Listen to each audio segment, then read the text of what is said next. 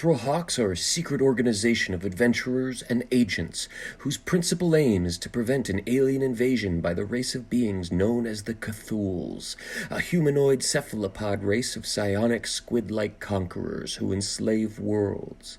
The MITHRILHAWKS were formed by Xavier Waverider to prevent this ongoing threat and help keep the civilizations of Earthall in balance through the 5 ages.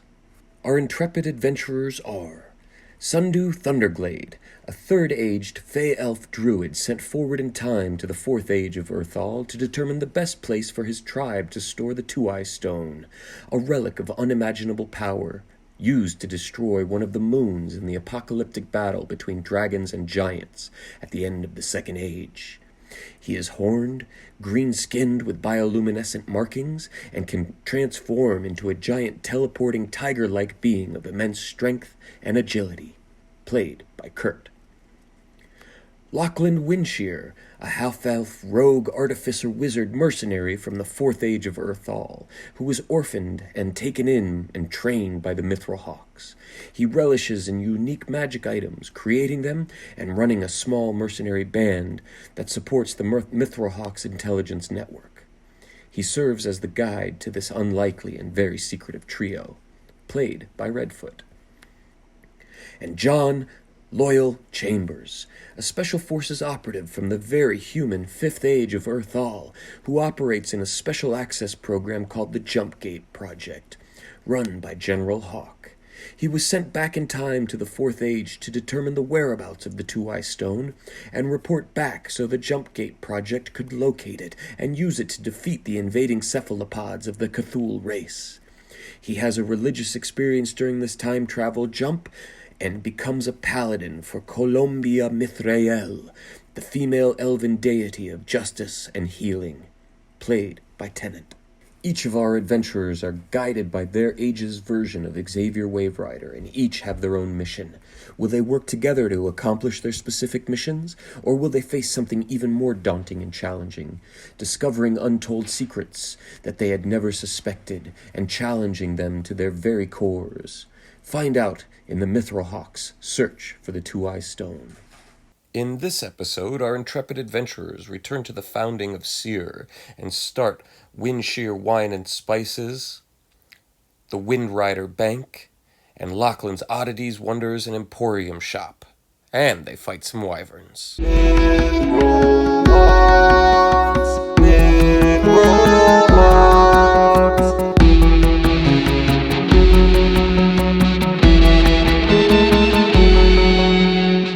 Greetings, adventurers and true believers!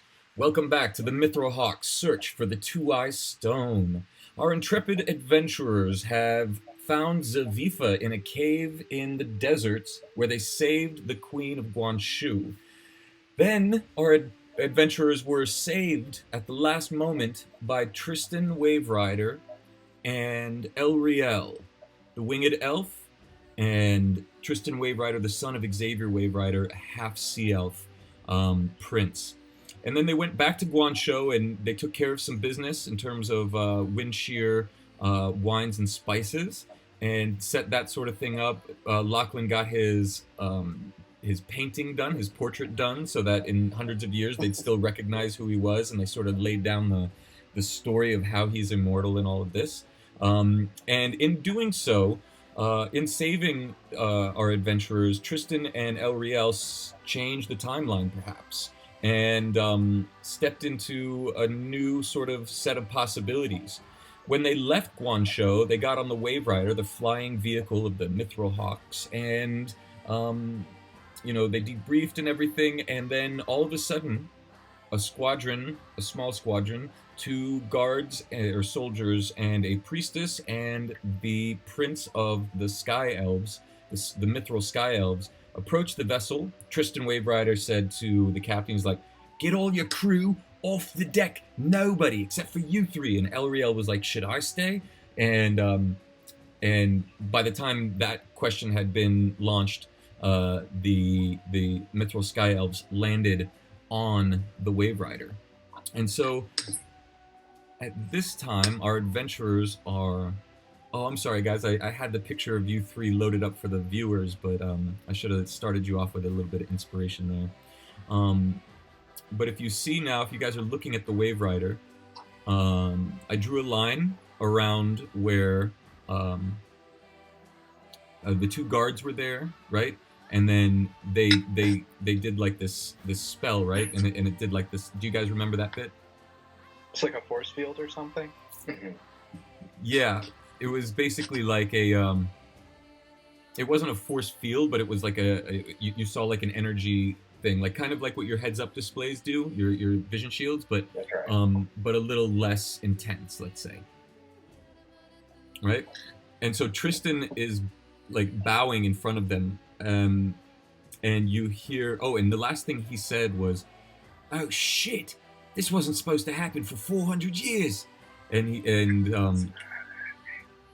yep, and he bows, and you hear, all three of you hear, um, greetings, Elriel El of the Mithril Sky Elves. Welcome to our worship. We mean you no harm. We are simply passing through the area to get to the MITHRILHAWKS headquarters. And he call and the way you hear Tahor Mithrael. You know, he's, instead of calling it the MITHRILHAWKS, he calls it Tahor Mithrael, which means like the Hawks of Mithril, right? And so he bows, and the priestess steps up. The two, oh, that's right, the two guards, they did like this thing, and this like force field kind of showed up, right? And it kind of marked off that area. That whole area is more lit up, actually, like it's more radiant, let's say. Okay, and is it like that behind them too, like out in the sky? Yeah, it's as if like there was a sphere of just radiance. You know, it's not that you can't see them; you can see them very clearly. It's just like it's almost like this sky and the air and the molecules are more crystalline, right? Like almost like a blessed spell. Yeah, yeah. You can see that it's like that whole area is more active with electromagnetic energy and magic. That sphere is just like alive. It's like a bubble of more aliveness. All the atoms are moving faster. The charge is bigger between them and everything. So, and the priestess steps forward and says, "Proclaim yourself. Who are you, and why are you in our territory?" And Tristan says, "I am Tristan Waverider, son of Tahor Mithrael, of the Tahor Mithrael tribe." Right? And you notice that they're not speaking. So Loyal, they're not actually using words. They're doing this all telepathically, right? Okay. But you guys are able to hear it. Where do you want to be? Where do you want to position yourselves? Are you just staying over there? Or are you getting behind Elriel? What's the plan here? Do they seem threatening towards? I know they're just kind of conversing, but like with the aura and their stance and everything, do they seem threatening toward, like, if could this potentially go south? Because if it could potentially go south, I definitely walk over that way. Yeah, it could definitely go south. But they're basically showing up and like they own the ship. This is you. We own you. We are superior beings, and we are not hiding that. We are. We are superior beings, and you do as we dictate, basically. That's sort of like the energy, right? Because it's like, they're, just so you know, well, I guess I wouldn't give you their alignment, but they are super noble and super powerful, and kind of just show up as like, we own the skies, and you are in our skies, right? That's sort of the energy. And there's a reason why Tristan's so afraid, but you guys, none of you have ever run into or dealt with Mithril Sky Elves before. Oh, except for you, Sundu. And you know that in their, that's right, in the Third Age, they had horns. These guys are just as big as Elriel, and just as big as you, actually a little bit bigger. And you know, in the hierarchy of Elven society in the Third Age, this was like the pinnacle of Elvendom. They are like the closest to Lothlorien, let's say, right?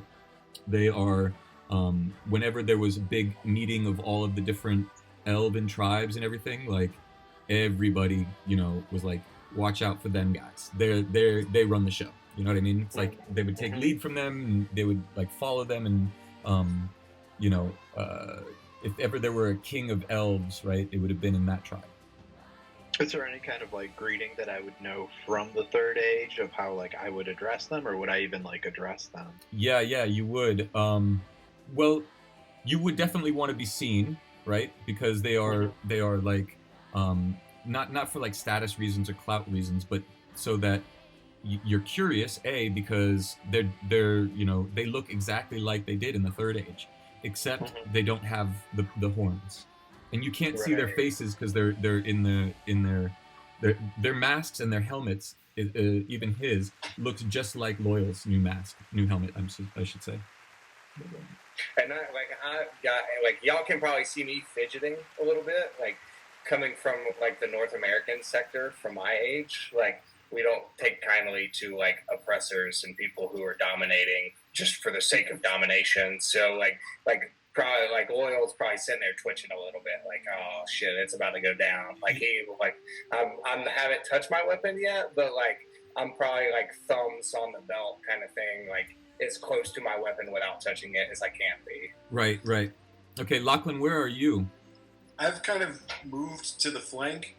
I'm distrustful of the situation, and I don't like authority, so I'm just kind of like standing back and listening for now, just kind of seeing. I don't know if it's a threat or not, but I'm in a position where I feel more comfortable where I am. Gotcha. Okay, cool. This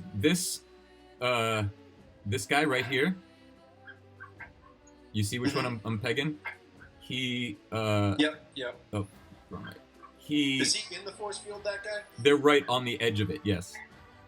So they're benefiting from it. But he's like, perimeter security. Yeah. So, but he does my visor tell me what the force field is or anything?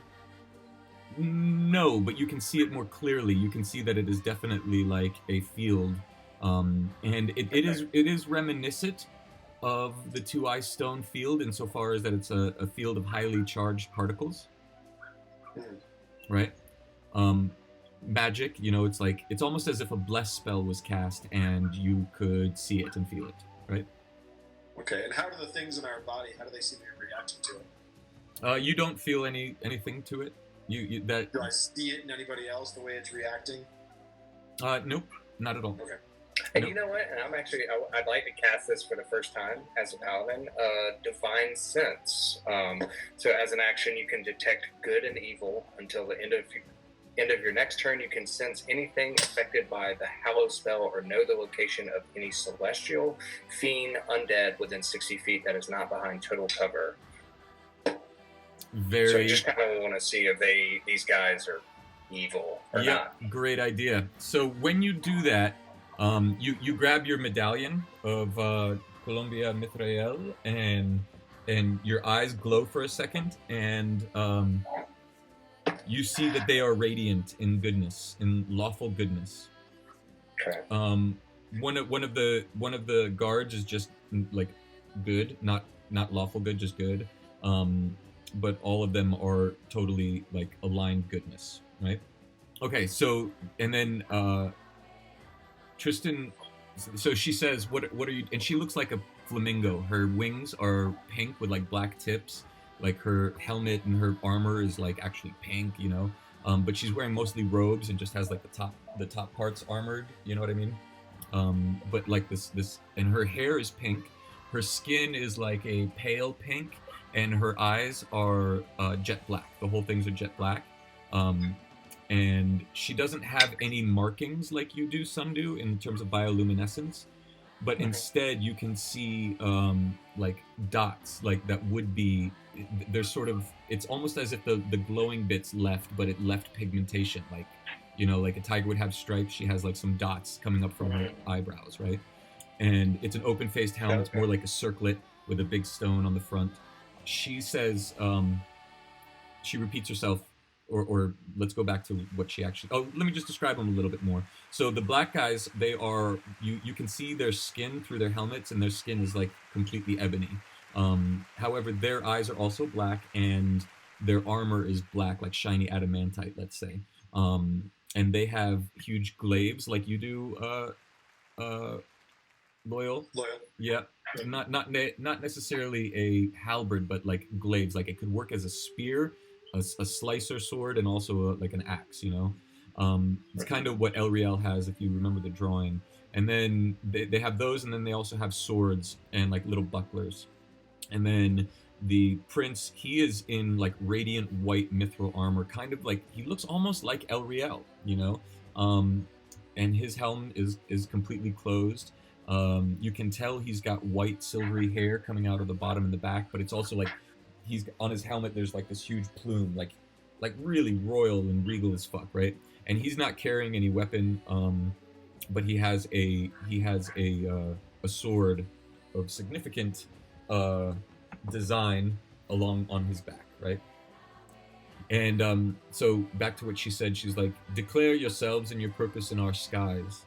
And Tristan bows, and he kind of like indicates to you guys, like, you better all fucking bow right now.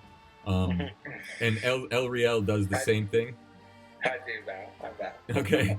I don't. Yeah, and by the way, Uke and Texas, they're not on the deck. You see their images, but they're not there. Only the captain is up by the wheel, and so you don't. Sundu, do you?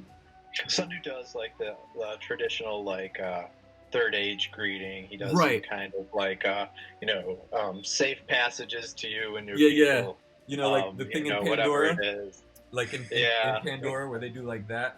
So I'll be right back. yeah, you do like that. You do like that kind of thing, and he looks at you, and then we need Loyal here for this, because this is so the lady's talking, right? And Tristan says, we are, I am son of Tahor Mithrael, and this is the team of Tahor Mithrael to keep the everything, the timelines moving smoothly and guarding the safety of this planet. And when that happens, he says that, and he says, on behalf of Tahor Mithrael, we welcome you to the Wave Rider. And as he's saying, we welcome you to the Wave Rider, Elriel walks up to Loyal, who's not kneeling, but you guys all not take a knee, but I guess so. You take a knee and put your arms out, and Elriel, this is actually oh yeah, and then the last bit before we ended the last episode, Elriel is like, "Who is that?" And then Tristan says, "That is Elriel, your father." And that's, I think, where we ended, right? Okay. Yeah. And except he quips like, "But not for another 300 years," Okay. So we got a little fun issue here. But also he looks at Loyal, and he sees the helmet, and he just walks right as she's speaking, and as he says whatever he just last said, Elriel walks up to Loyal and takes the helmet in one hand. Oh, and you see Sundu, he has 4 fingers, like four, like a full 5. You have 3 fingers and a thumb. He has 4 fingers and a thumb. Okay. Okay. They all do, right? 4th age elves, whatever. So he goes up and grabs the helmet right off of Loyal's head and pulls it off. And as he does that, I grab his hand. There's no way in hell I'd let him just take that off of my head without like some resistance. oh shit! Because as that's happening, Tristan was sort of in the middle of something, and he's like, "Don't resist." He's like, "Don't resist." And I guess as he like says that, I kind of look over at him, and then I let go. Oh, okay, good. All right, like, so yeah. but as soon as I'm out of my element, I don't really know what's going on. So Yeah. Like, yeah, so as soon as you grab his hand, these 2 guys move forward, and like their glaives come like right to your necks, right to your neck. They don't pinch or pierce or anything, but they're like, you're right there, right? And then shit. yeah, and you can see through the helm Elriel's eyes, kind of like, what the fuck did you just do, right? He's a prince right now, right? So he's not the king. He doesn't have the wisdom and all of that yet. So yeah, the two guys come up. Tristan provides no resistance, and you let go, and then all of a sudden, like, you can't hear anybody talking. All right, he's got the helm in his hand, and he's looking at you, and then looks at Tristan, and Tristan looks back at him, and is kind of like putting up hands like he's talking or whatever. And so for you guys, Sundu and Lachlan, what you hear is, where did this lesser being get this helm from my tribe? And then he turns and he looks and he sees Elriel behind Tristan, his not yet son. And Tristan's like, oh fuck. You two can hear like, oh fuck. And he's like, he's part of the team, you know, we work on he's kind of like stumbling now, okay? He's like, we work on behalf of Tahor Mithriel. I am his son. We are here on a mission to protect the planet. It's very vital. It's very vital to the Dragon Freya's survival. And he says that, and he's like, oh shit. And then he looks at Tristan, and then the queen, not the queen, the priestess, right? Yeah, the priestess, you hear her finally speak and say, what did you just say? And you hear, and Elriel looks at Elriel, I'm sorry, the father, Elriel, looks at his unborn son, Elriel, and says, and who are you? Who are you from our tribe, and why are you out unsupervised and unescorted? And what clan do you come from? And he's looking at the armor, and you can see he's getting a little bit flustered, if I would say. Like, you can tell his anger's rising. Lachlan, what are you doing? That guard, he turned his back from you and has now got his thing on Sundu. And you hear in your voice, in your head, like, don't fucking do anything, from Tristan. I'm wondering if I actually listened to that or not. They've got blades at Sundu's neck right now? No, not... It should be at mine. Yeah. Yeah, at Loyal's. Yeah. Oh, I mean, this... at Yeah. Loyal's neck? Yeah. And Sundu, what are you doing? Who has blades at Loyal's neck? The two black... the two crow guards. I totally Alright, just well, pointed in my screen like you guys could see what I was doing. That one and that one. Right there and right there. Alright, I'm gonna just... Since he's not looking at me, I'm taking just one step towards this guard. Like one half step towards him. Okay, are you gonna roll a stealth check, or are you just gonna let him know? I'll roll a stealth check. Okay, so he's not exactly placed properly. I don't want to clutter everything, but he's actually, like, close, like, right there. We'll put Tristan right here, next to Elriel, and this guy right here. And the priestess spoke to Tristan like, how do you know that? How do you know Freya? A 10. A 10? You know what? Like, Lachlan is kind of thinking this. Lachlan is thinking Okay. that if my one step freaks this guy out enough to take his blade off of Loyal, then it's worth it. Okay, great.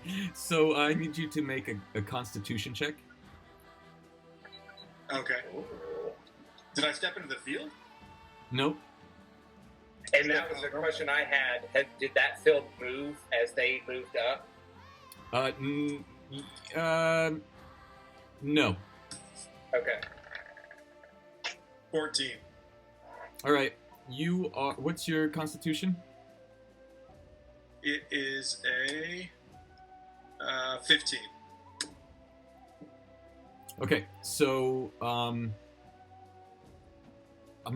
not gonna do this like as a regular thing, like as a course of rule set or anything, but I think just cinematically this would be like really fucking apropos. When you take that step and you failed on your stealth check, he didn't even look, and he takes the glaive that was up against Loyal's neck and just goes backwards and hits you like square in the face, and knocks you back on the floor. And I kind of want to say that you get knocked out really briefly, just for like a split second. But his glaive is right back at at Loyal, but no damage was done. Okay, so All right. but just for cinematic reasons, right? It's gonna work out, I hope. Well, Lachlan is about to start some shit. And I like at this point when I see that happen, I think like this is probably the closest to death I have been since I traveled back in this age. So I'm probably at this point shooting eyes at Lachlan like, yo, bro, like, chill out. Like, thanks for getting my back, but like you're about to get me killed, homie. And so, Sundu, do you want to take an action? Is there anything that you're thinking about? Some strategy? What are you thinking here? I think an action, and that would be the action to like spring to life that sword from my gauntlet, and with like a sudden parry, and I would have it ready to be triggered. If it got to a point where it looked like they were going to actually decapitate him. Okay, do you want to say anything? You did your greeting or whatever, and he's been focused on. Sundu would speak up, because I think Sundu, even though he sees the 4 fingers and a thumb, so he knows that these are 4th age, not 3rd age, sky elves. But he still feels some kind of like, oh well, you're a sky elf, I'm a wood elf. There's some camaraderie here. So I think he's going to speak up. But I'm just thinking though that as far as the helmet, which is what has got what's gotten their feathers ruffled. Yes. The helmet, if I'm not mistaken, it appeared at the end of our last encounter, right? It was kind of amongst all of the equipment from Zavifa, right? Correct. It was. Yeah, it was. Yep, that's right. Okay. So what I'm gonna do then is I'm gonna roll. Oh man. Well, I'm hoping that you choose something diplomatic, but it's really up to you guys how you want to do this. There is a sort of.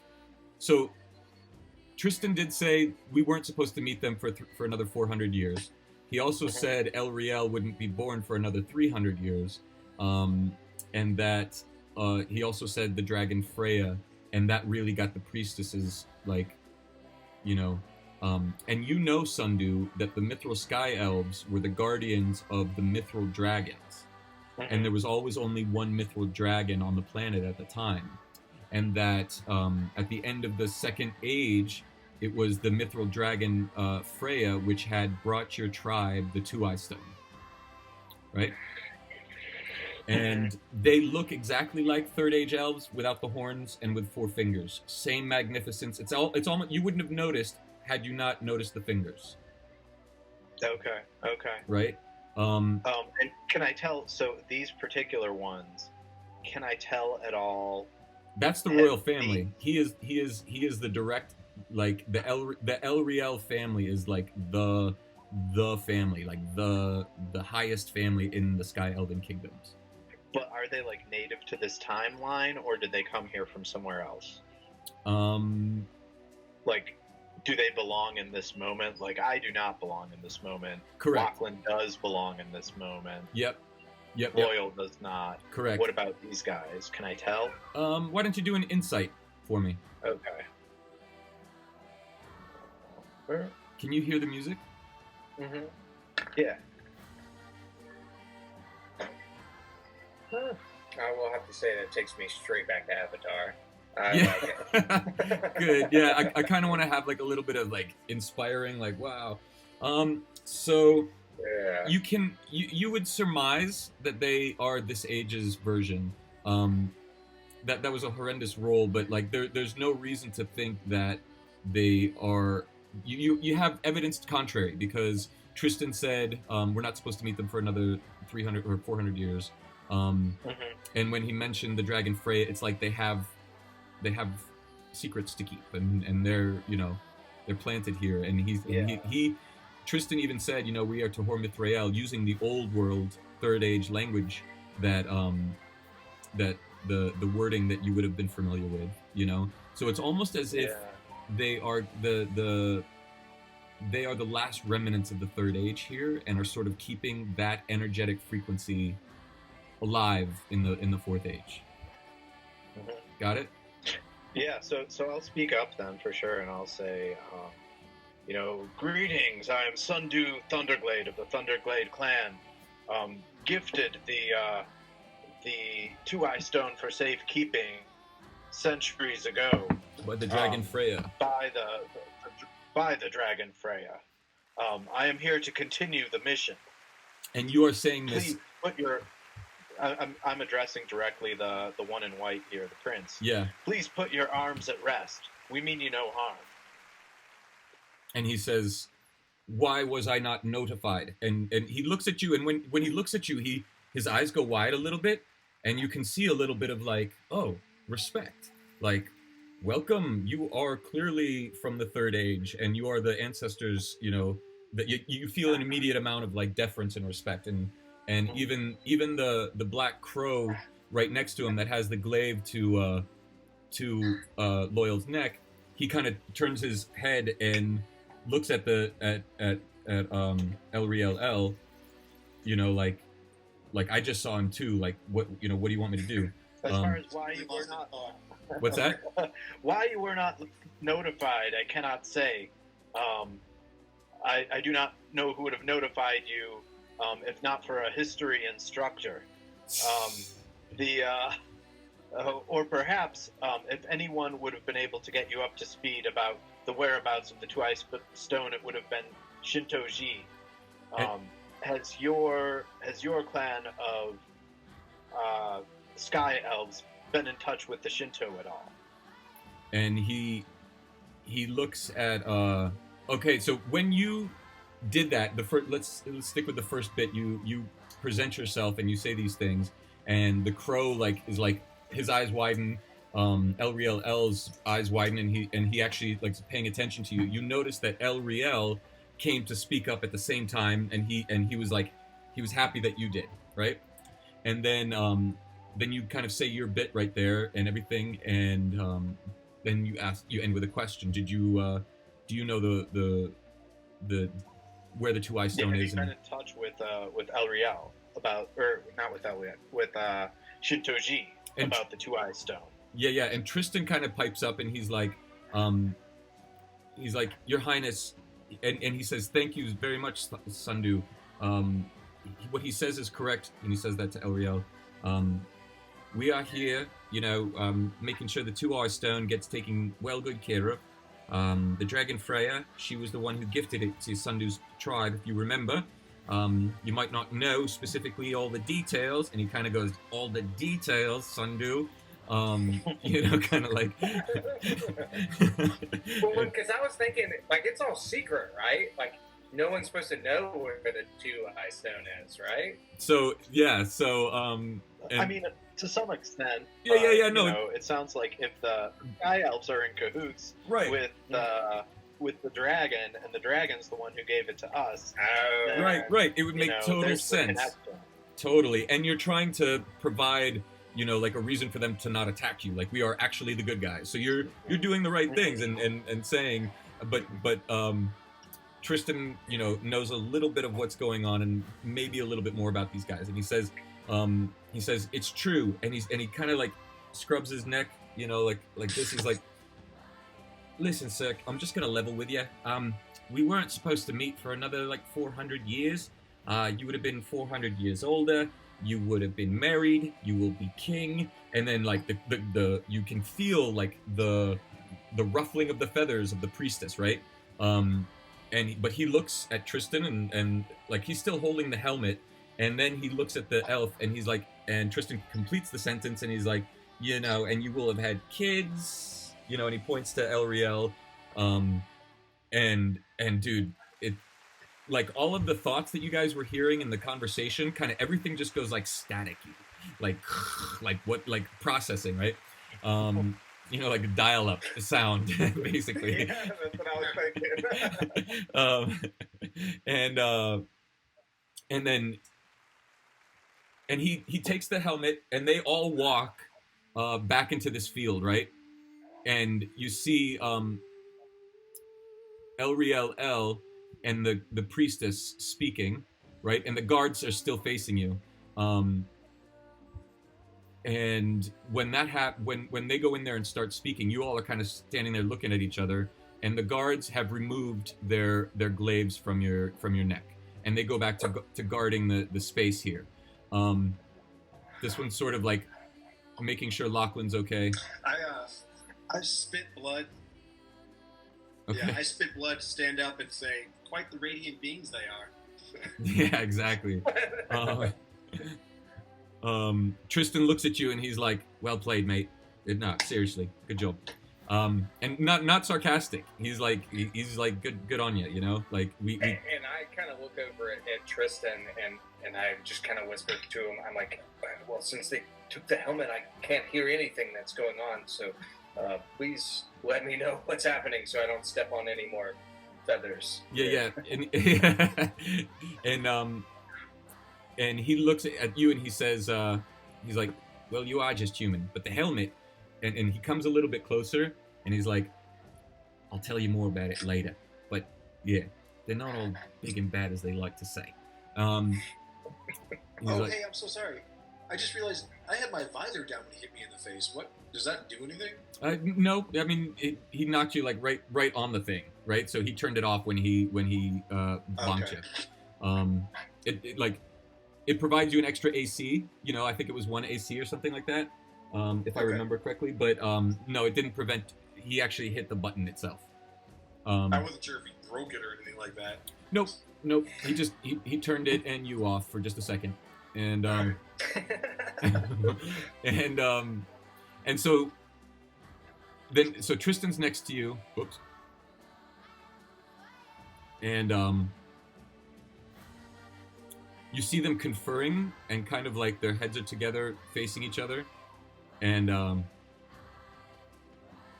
then he walks forward and he says,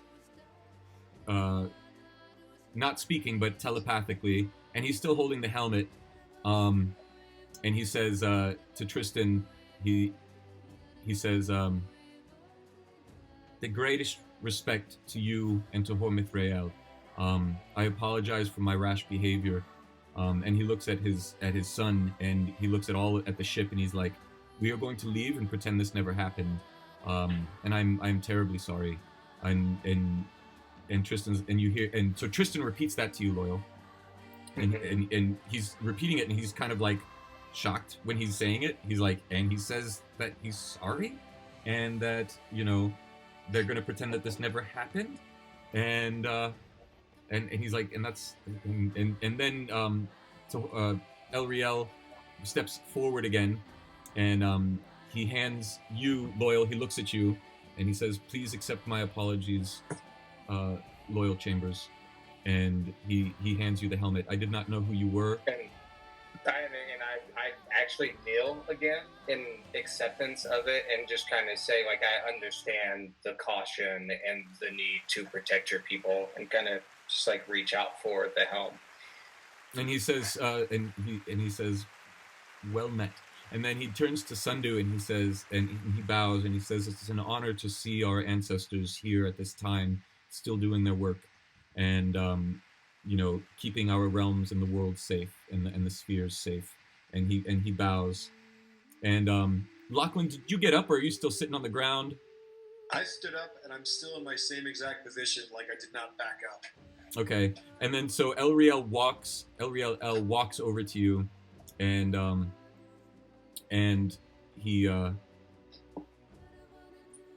he takes off his helmet to you, and when you look on his face, it's almost as if he's radiant as well. Like it's almost as if he's got like a slight aura and glow, and then he takes off his helmet and he slightly bows and he says, "Please accept my apologies, Lachlan Windshear. I did not know what and who we were dealing with, and he says, the deepest respect from the Mithril Elves, and he walks back to Tristan. He said, "Please accept my apology. My guards were only doing their duty." And I nod at him. And he walks back, and you see the pink elf. She's like looking at you, Lachlan. You know, she's kind of like eyeing you, with like almost feels like admiration. Yeah, admiration and you know, like respect. You know what I mean? Like that you stood up and like, you know, took a step to help your friend, and like, you know, that kind of transpires. That you actually get the sense like, I feel proud of the fact that I went and stood up for my friend here and stood up for what I felt was right, even if it was, you know, maybe not in like all the good, honorable, lawless, lawful glory, right? But so she actually, you can feel like, you feel that respect for yourself, and while you're looking at her, while she's looking at you, and you get the sense that that's what she's feeling, right? And Elriel L, you can tell all of you now. You have the helmet back on, Loyal, and he says, if there's anything that you need, you know, please let us know, and mark this time as our first meeting, and that hopefully the times will line back up where we meet officially in the proper ways in 400 years. And you notice that he is like clearly not fucking looking at Elriel at all. Like he is like almost as if he's just like focused on Tristan, and that's it, and like that's all he wants to do right now, and like that's that. So unless this would be the opportunity for any of you guys to say anything if you wanted to. Otherwise you kind of get the sense that this interaction's over. I've got plenty to say. I mean, if these guys have established themselves really as allies that are kind of from the same team, yeah, then Sundu's definitely going to speak up again. He steps forward and he says, "Elriel El, you were right to be wary of a forest elf from the Third Age. Have you had yet any encounters with Zavifa, a female from my species?" And he kind of like bends his head back as if he's listening to the priestess. You know, he steps back into the... Actually, he doesn't step back. He just stands there, and he kind of like, as if he and her are conferring, and you guys can't hear what they're saying. And he says, Zavifa died shortly after your departure at the end of the Third Age. She was taken over by a Cthulhu parasite and has since been an operative of the Cthulhu. And Tristan's like, I could have told you that, Sundu. Well, is this common knowledge? No, it is definitely not. It just hadn't come up in conversation yet. And again, it's like, it's good that it is. And just so you know, Tristan is always going to be like a snarky little bitch, right? Okay? No, that's literally like Sundu is like, is this common knowledge? For the people who the Thunderglade clan had assigned to protect the Two-Eye Stone had statuary in honor of Zavifa. Some things have gone seriously amiss in our attempts thus far to protect the Two-Eye Stone. And Tristan's like, you know, you've actually got a really good point there. So, and he's like, and he says, Elriel, Your Highness, so what do you know of the Cthulhu invasion? Or the Cthulhu infiltration, I should say. And Elriel does the conferring thing again, like he bows his head back, and then says,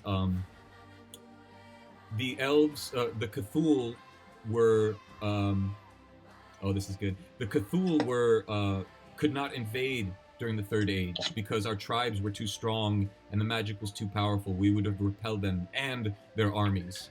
They could not have overtly, you know, and they did not, in fact. They tried to, but we destroyed them. It is told in our tribes that we destroyed them together with you know, with the MITHRILHAWKS, with the Tahor Mithrael. And he looks at Lachlan, and he looks at Loyal, and he says, he's looking at Loyal while he's speaking, and he says that it was destroyed by, we destroyed them with 3 very powerful heroes from throughout the ages. And he says the MITHRILHAWKS came in full force, and it was a terrible battle in the skies. And they tried to invade at the end of the age where things were dying out, and it was time almost for the tribes to leave. And he says that during that time, when they were wiped out, as the story goes, when they were wiped out, they sent some of their seeds to the surface, where they found root in and tried to rebuild through the course of time. And that is what the MITHRILHAWKS and the Mithril Sky Elves work in partnership to do. He doesn't say the MITHRILHAWKS. He says that's what the Mithril Sky Elves have been working to do since the dawn of the 4th Age. And we have been looking for people to train and to pass on our knowledge and understanding to. And he looks at the ship and he says, if you say we were not supposed to have met for 400 years, then it looks as though that we help you 400 years from now. And he says, where are you located now? And Tristan's like, we're not located now. We had to, it's kind of complicated, sir. And he says, we had to come back in time before we met to accomplish something very specific. And it's very, very important. It means everything. And he says, understood. Sundu, did you have anything else you want to ask? No, I think that about sums it up. Yeah. But while that was all going on, when my character heard the word seed come out, like, I totally rolled a charisma roll because I'm making eyes at the priestess at this point. I'm like, hey, what's up? and you can tell that she's very modest, and she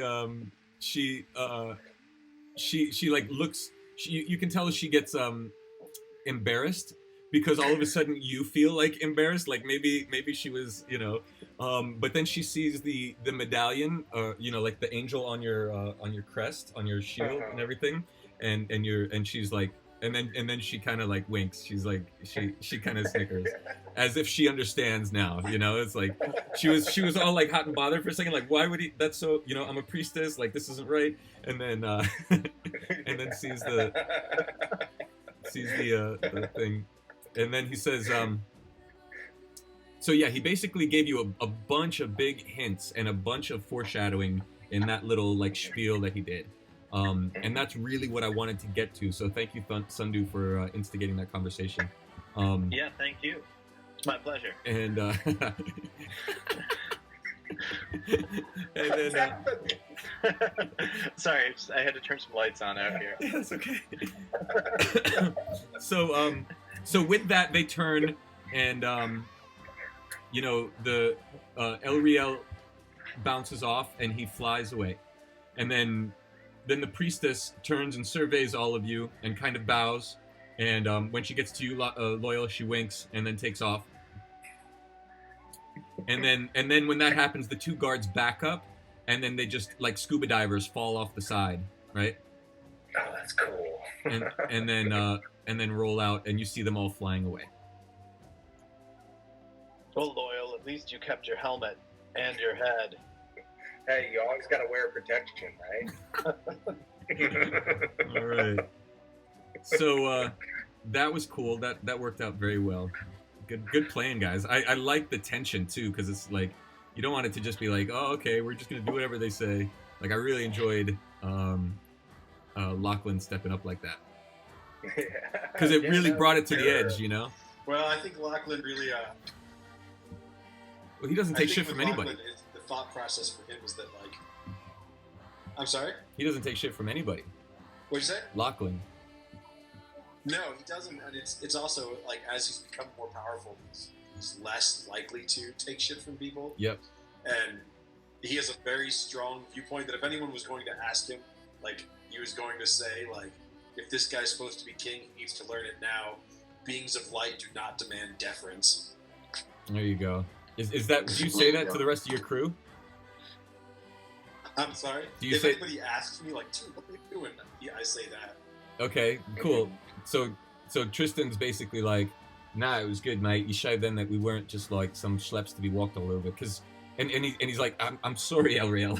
Like, I know I'm talking about your dad here and your people, but like, you guys are a little bit heady. And Elriel is like, with my time with you and the Wave Rider, I have found this to be the case. And Sundu, you like totally get it. You're like, yeah, but he's superior. Like, like I'm superior. What the fuck? He's like, you guys are just humans. Like, you couldn't even understand. Exactly. Cute guy. So you guys have that Okay, cute guys, little. I gotta take 5, okay? Okay. Yeah, cool. All right. Let's all do that. Like at the same time, when Sundu's like, yeah, we're elves, we're superior. I'm like, dude, I gotta wear a helmet to telepathically communicate with everybody. At my age, we just fucking type on a box and it communicates with anybody. Oh yeah, that's a good one. And the only one out of the whole team that gets that is Tristan, and he's like, oh yeah, that's right.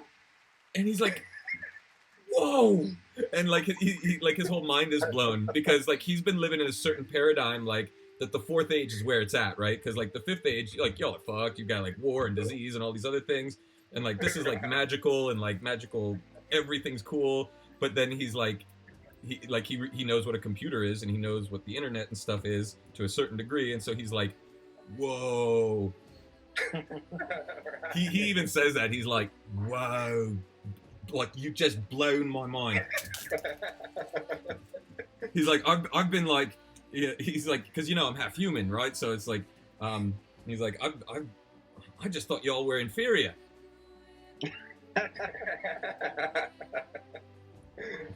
That's great.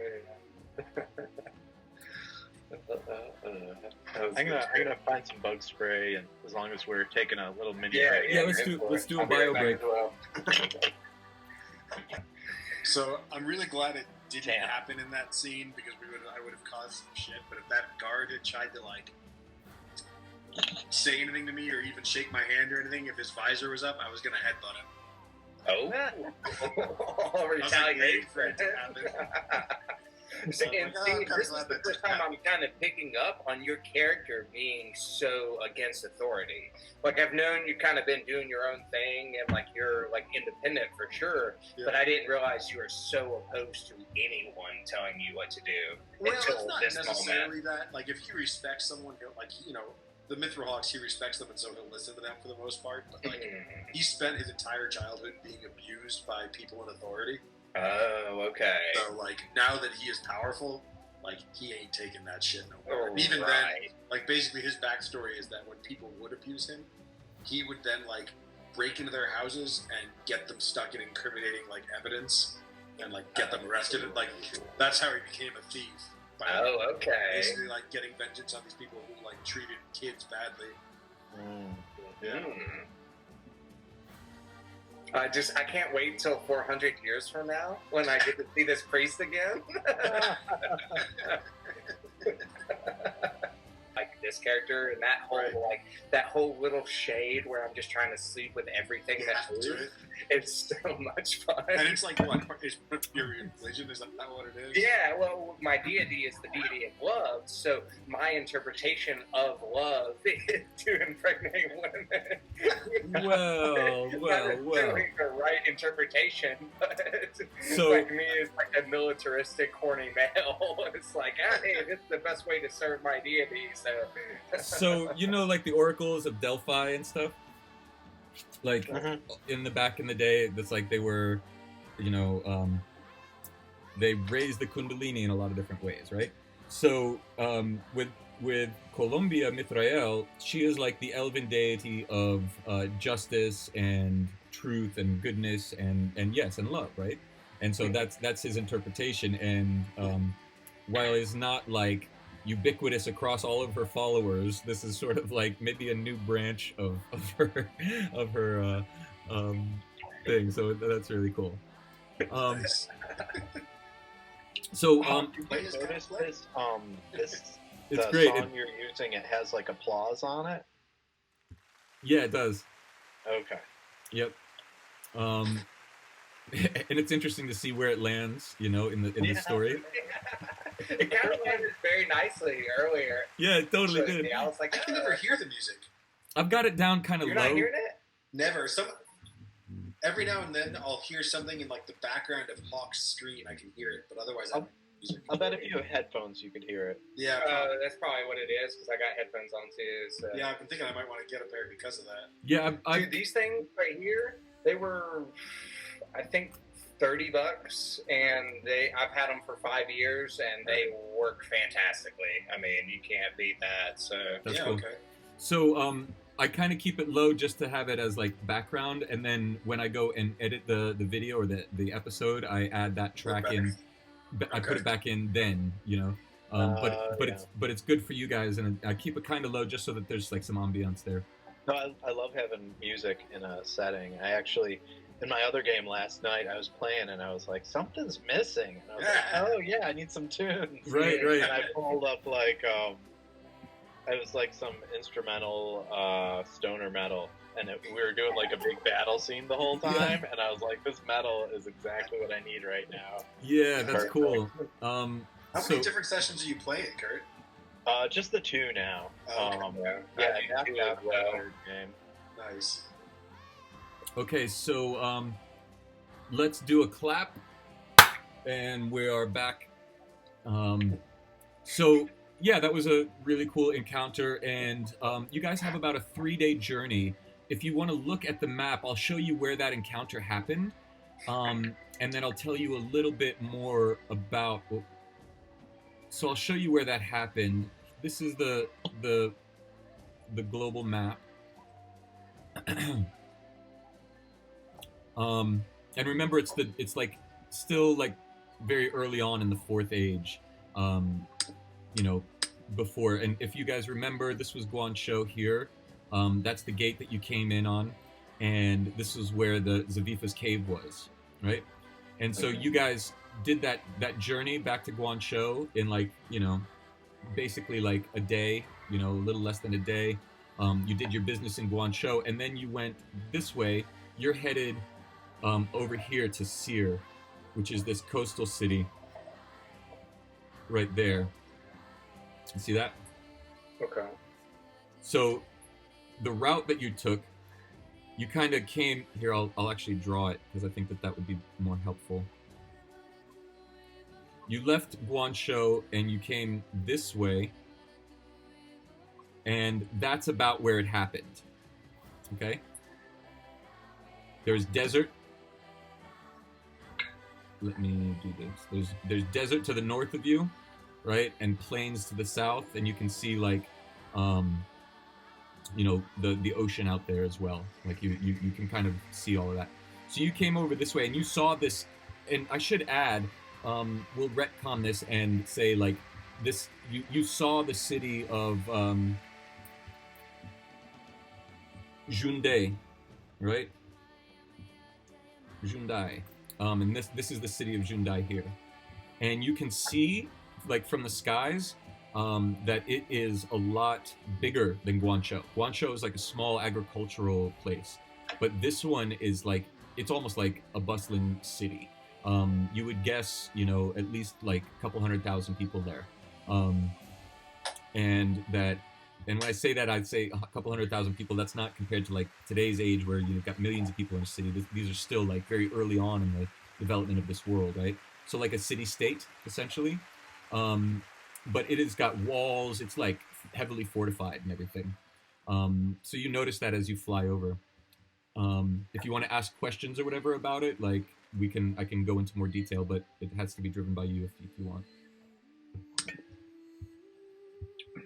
I mean, I guess just for entertainment purposes, like for me, just like when I look at that city, is if I were to read like from the 5th age, like say the Wheel of Time series or something like a fantasy series, is that like what, when I read a fantasy series in the 5th age, that's kind of what they're based off of as far as like a large city?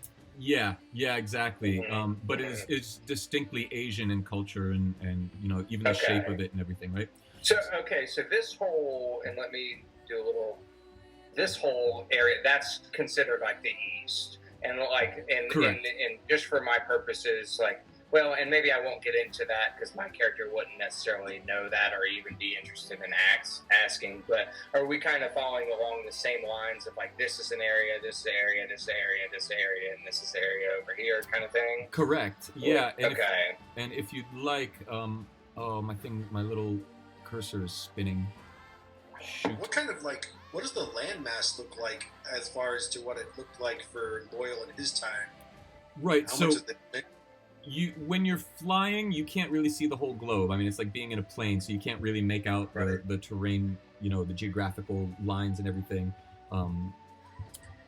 But when he does look at the map, like Loyal, you can actually see where things are, like how things evolved to where they are in your world.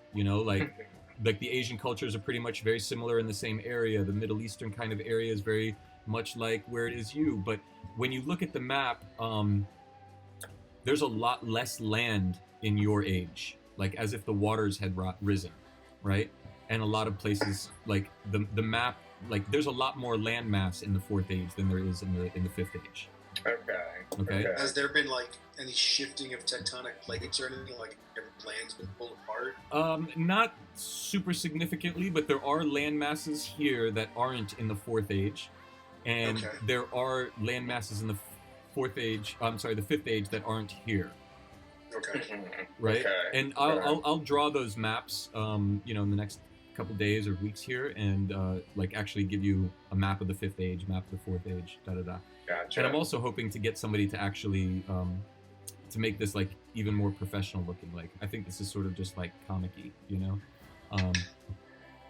and my great overview map. It doesn't need to be super intense. And solid. With it. Well, thanks. So I would put sea monsters in the ocean. Yeah, exactly. Yeah, give me a little like right here. Yeah. I want a little serpent thing. Yeah. So are you something that says "Here there be dragons"? Yes. Right.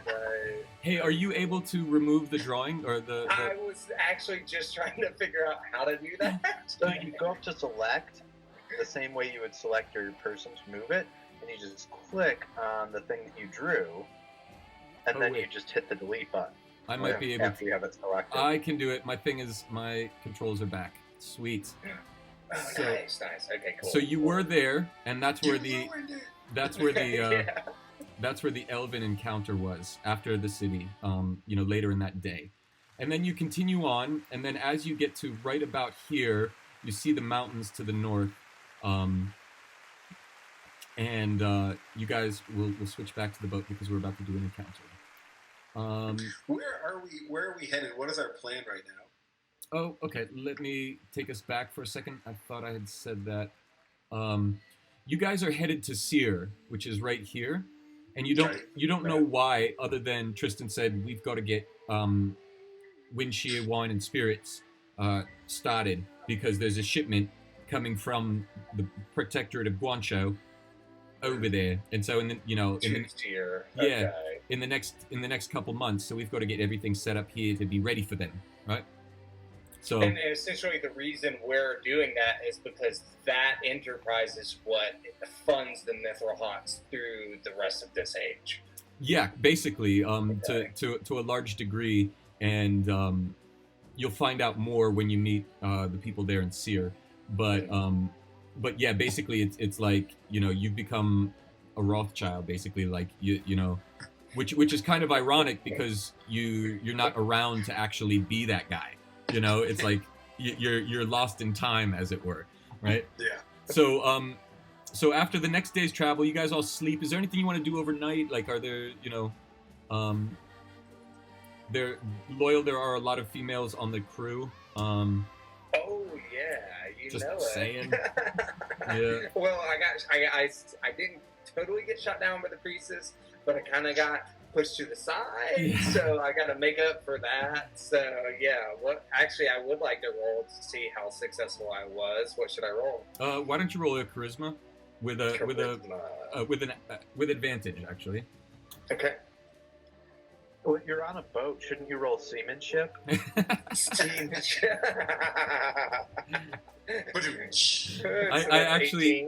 I actually just broke my pencil like the minute you made that joke. So there's that. So that's an 18 on charisma. 18. Okay, so let me tell you. There is a like one of the higher lieutenants on the boat is a bard, and her name is Ballady.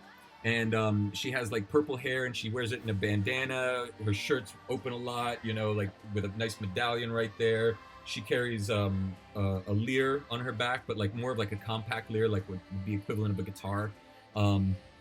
And she carries a saber. She wears really nice tight leather pants, high top boots, all of that. And you end up hitting it off really well with her, like really well. And like, is she human, elf?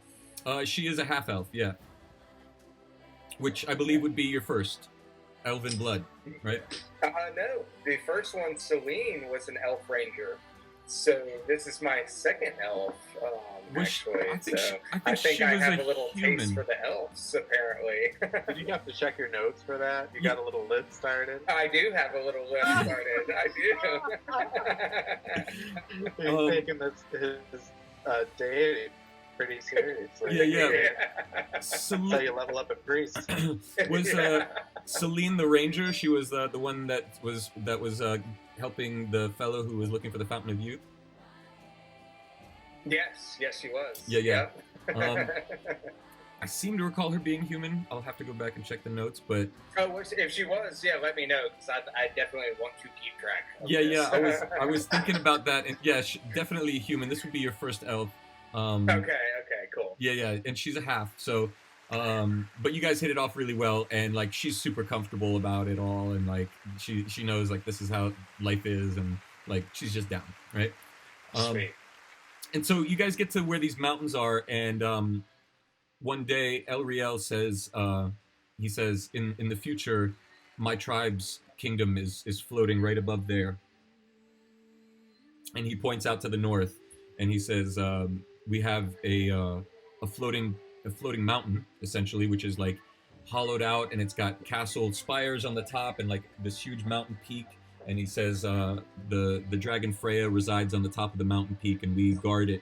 The whole place is hidden from all of the peoples of this world, as a last bastion of hope and glory from the days of old. Yeah, so wait, so you're saying it's a mountain peak?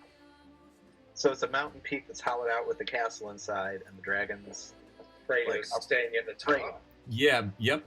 So the mountain was raised out of the ground and floats in the sky and floats above these mountains, and they have like castles down below underneath the mountain, you know, and then the whole mountain's hollowed out, and so it's like a whole kingdom, and then the castle goes up around and like roosts and all of this stuff, and then at the top of the peak there's like a huge glade and you know, forest and stuff like that, and up there is actually a one of the gates, and also the mithril dragon Freya.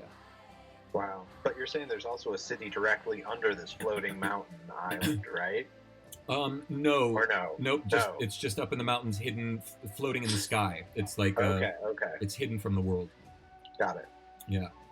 And he says, but right now the mountain is floating over on the eastern realms because that civilization has developed quicker, essentially.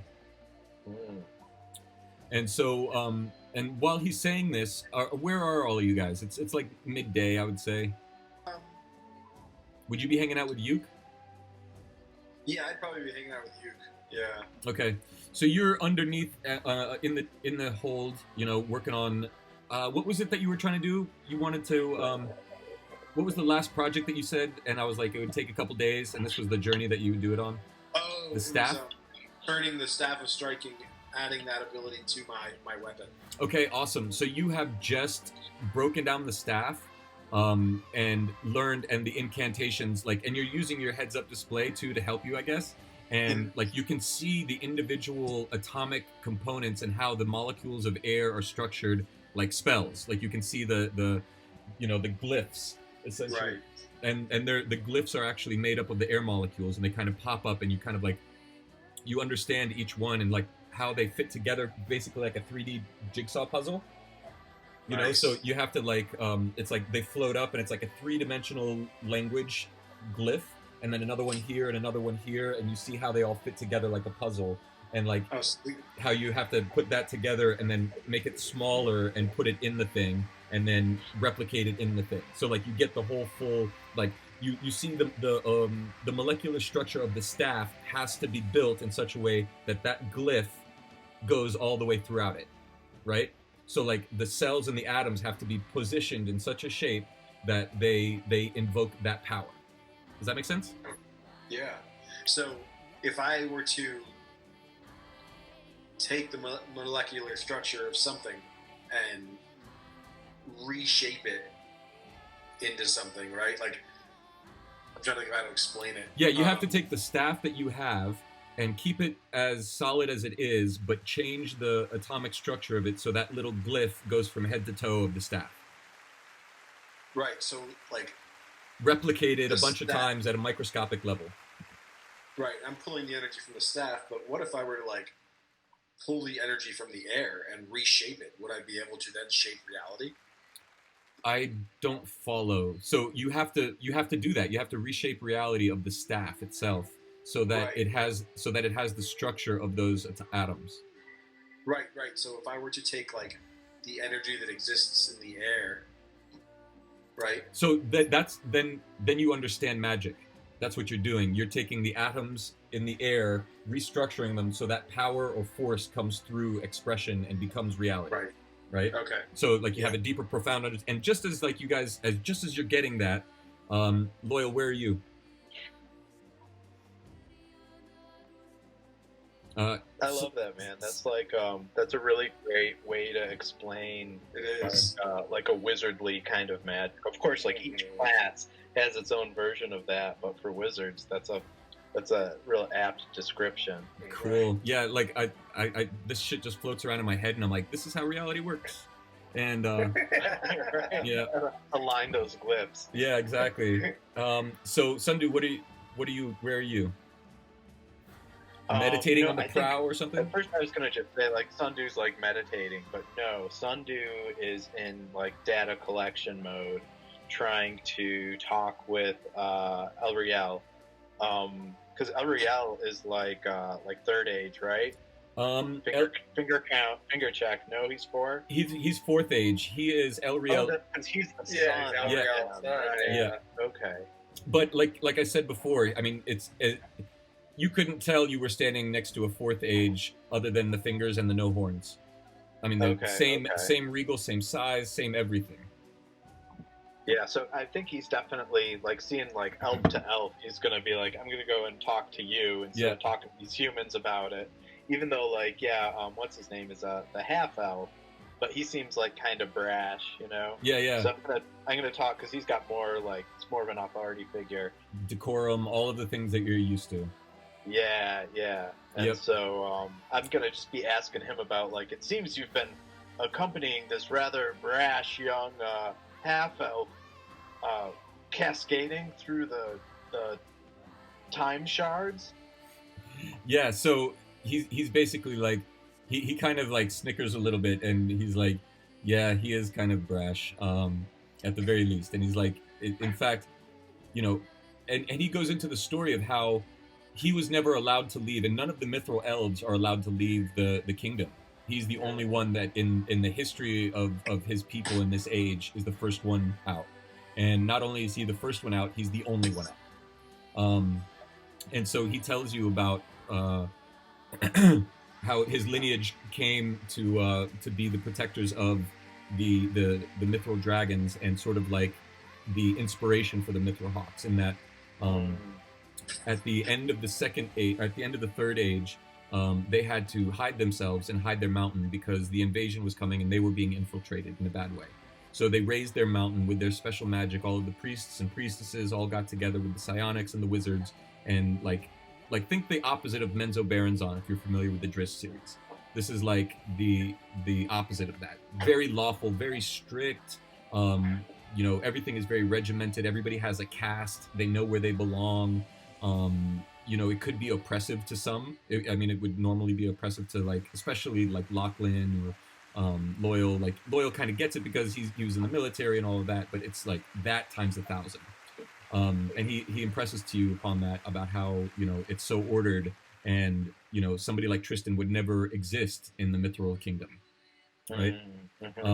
And that he had a very hard time getting along with him at first because, you know, how could he take orders from such a reckless, you know, brash asshole? You know what I mean?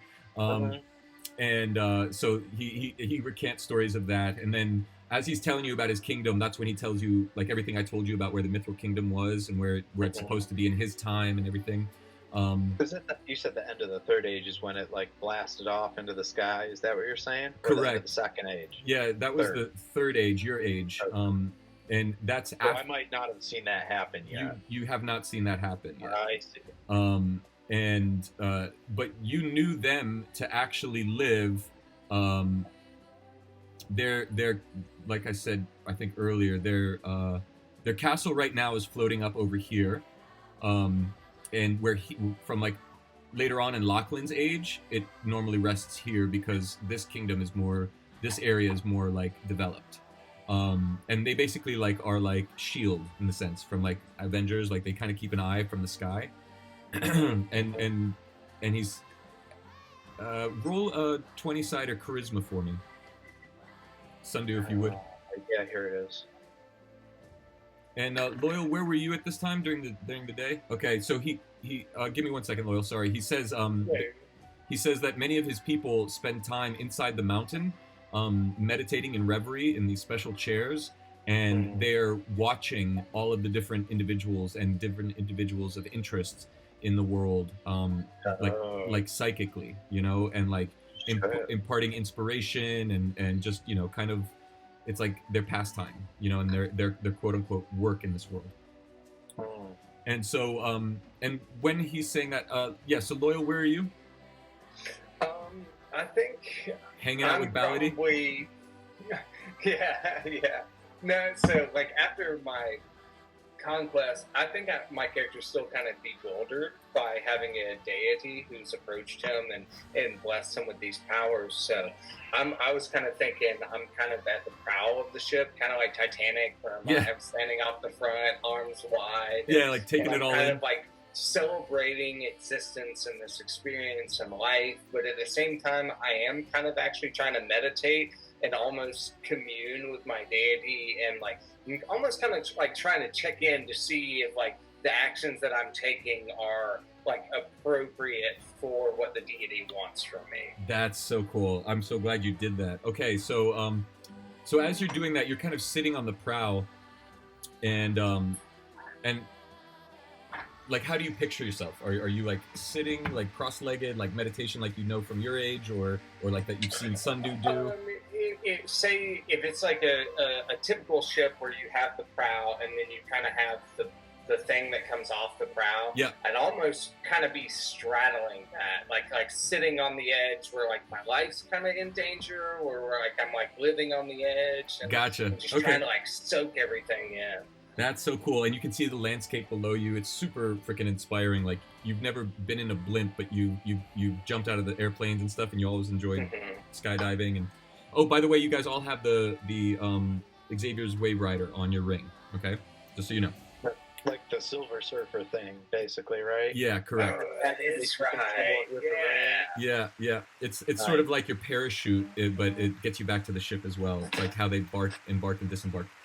So as you're doing that, Loyal, you're kind of just in that reverie, and then in the same way that Lachlan saw the glyphs in the air,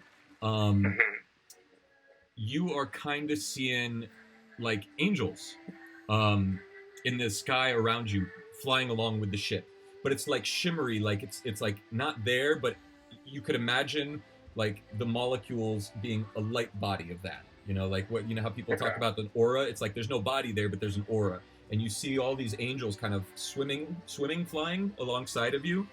And as you're holding onto the prow, you get an intense like pain in your middle eye. And things kind of go, you know, like the scene kind of statics, and you see yourself on the prow there, and again you see Lachlan and Sundu, but you're literally on the prow like you would be, and you've got your sword aimed where the prow is, you know, like along the prow, and it's lit up like the color of Lachlan and Sundu's heads-up display, like this magenta color kind of, and like what the two-eye stone kind of pulsed when you stopped it from falling, and you see the sword and it's glowing white and magenta, like almost ultraviolet, I would say. That's kind of where I'm going with that. And you're in space, and you see these ships that look like crystalline bugs, essentially. They're almost like wireframe, and they've got bits and pieces to them that are crystal clear, like a dragonfly's wing. And you see like laser shots going off of them, and fireballs and lightning bolts. And you see like all of these angels.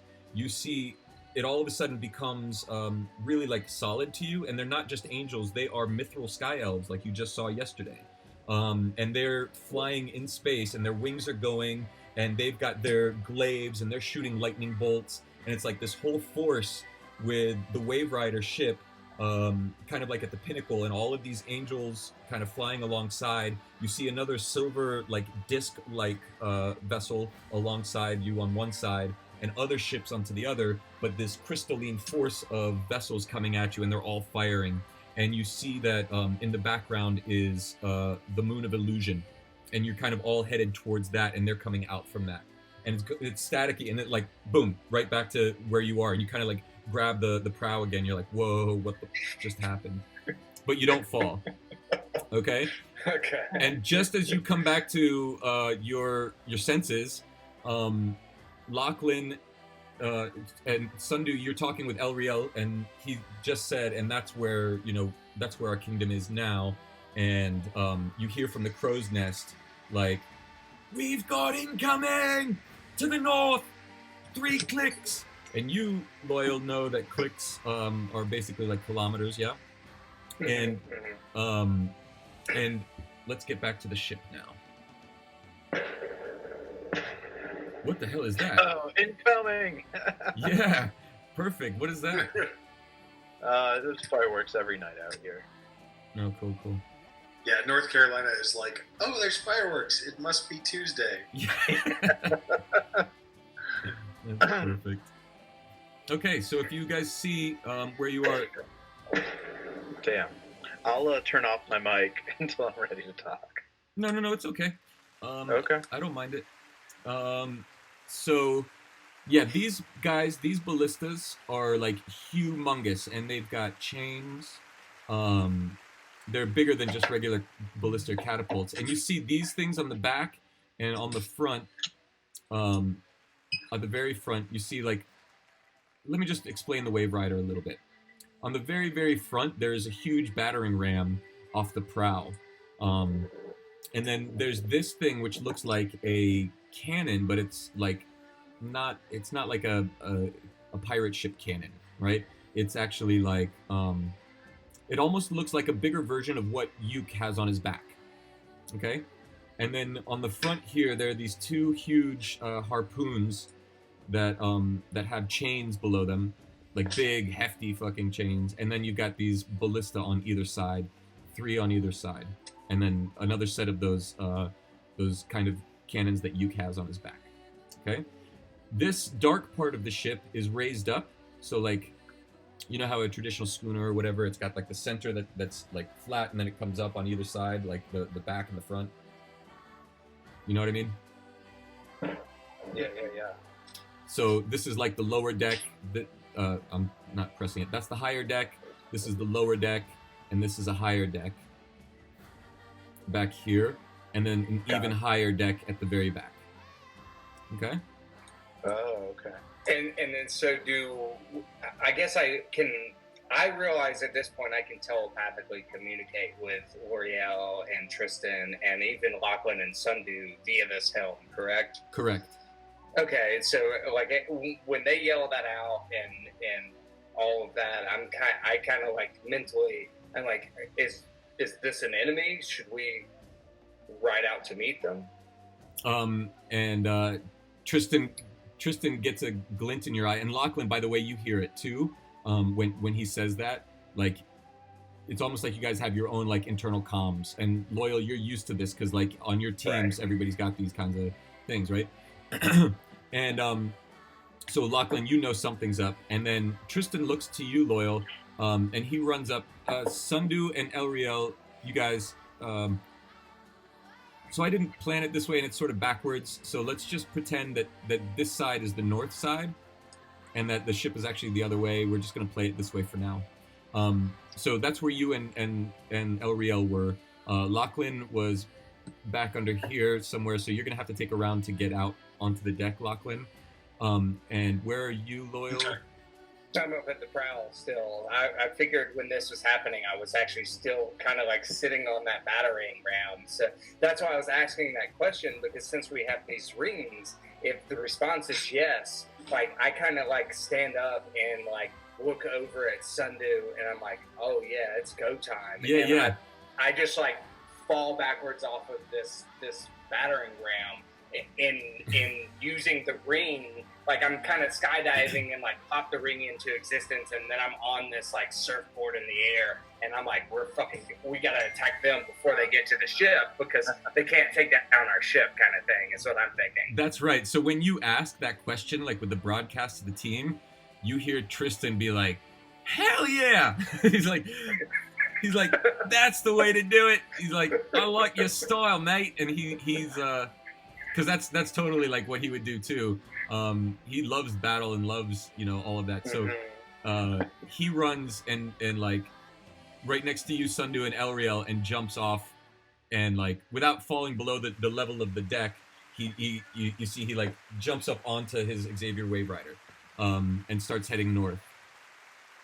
Loyal, would you give me a dexterity check, please? Okay. And I would assume I have used this thing before, right? Like, this is not my first time ever using this. Like, no, this is your first time using this. I just like rely on the ring. I'm like, fuck it. You know? Yeah. Let me put it this way: this is the first time you've used it in this manner. In the previous, like you would use it and you would step on it like an elevator to go up and down from the ship, just like straight, right? Okay. This is the first time you've used it for like. But you saw Tristan on it, so you're like, I think I can do that. I've surfed before. Except the fact is, I'm thinking like I have vast experience from my age in skydiving, so I'm at least used to falling through the air and stuff. So yeah. So what you do is you do that, and you shoot the ring, but it like so you fall backwards, and you're like, and then you get into skydiving position, and you turn on the ring. It doesn't work at first, and then you're like, oh shit, and then. And you're just skydiving a little bit more, and then you're like trying it on again, and it shows up over to the right, and you're like, oh shit. So, but you know, after about there it is. Second try, I got it. Yeah. There you go. So then you go from like, you know, skydiving to being like, oh yeah, I've got to be surfing. So then you kind of like do a standing thing, you know, like you're standing as you're falling, and then you click it, and it lands below you and cushions you, and then you're like on it, and you're just still, right? And then and then you like take off, and you see Tristan like, you know, maybe a little bit like 70 yards up and away from you, you know. So you'll have to catch up a little bit. Sundu, what are you doing? I'm gonna turn to Elriel. He's already off. He takes off. Oh, really? Yeah. He's flying towards them too. Yeah.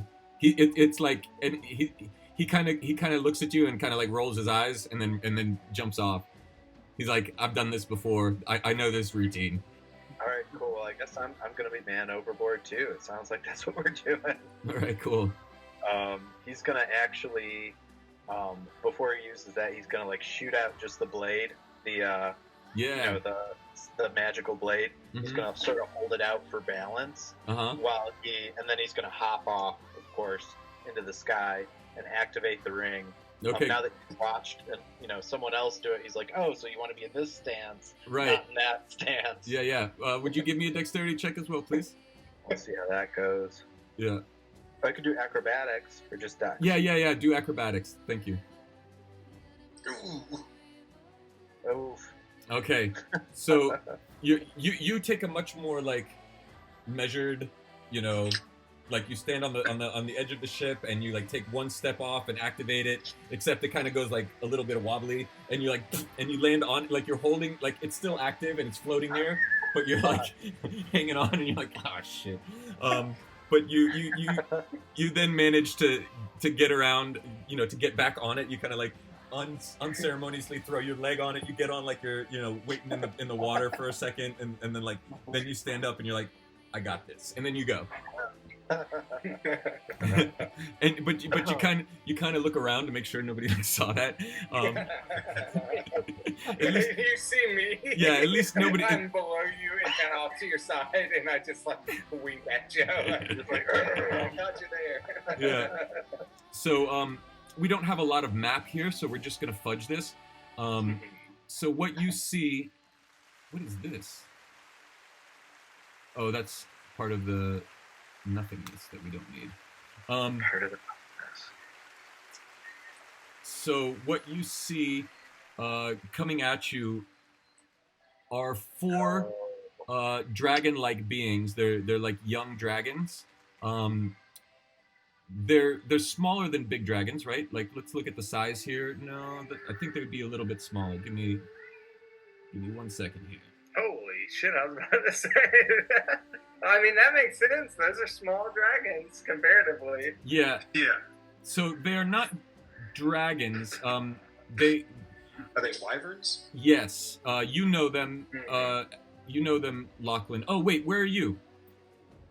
So, I was downstairs furiously journaling. If you guys want to see what he was journaling about, you could look at the WhatsApp because I typed it all out. Okay. And then when I heard you guys freaking out about danger, I was like, what's going on? And I kind of realized quickly that we can all communicate this way and was like, what's going on? And I started running up.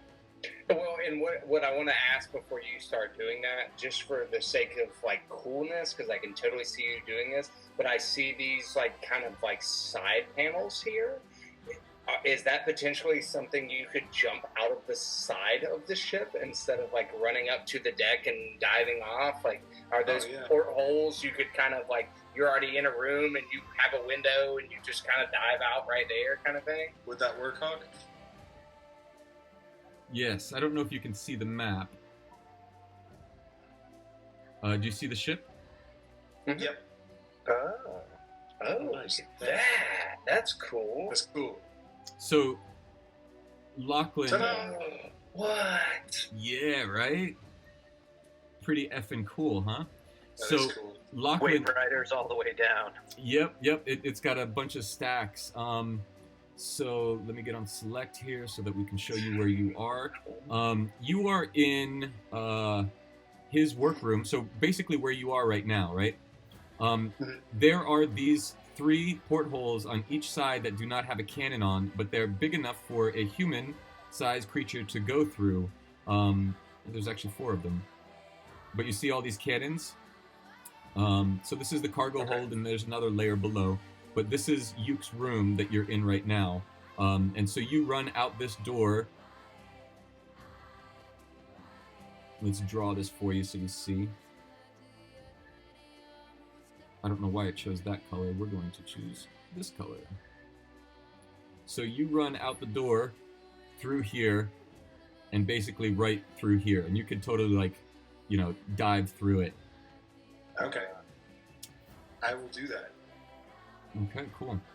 Yeah, I just thought that was just such a badass picture. Yeah. It's like you coming out of the side of the ship. Like, Yeah, totally. I dig that. So if you would, give me an acrobatics check. Oh! Oh man!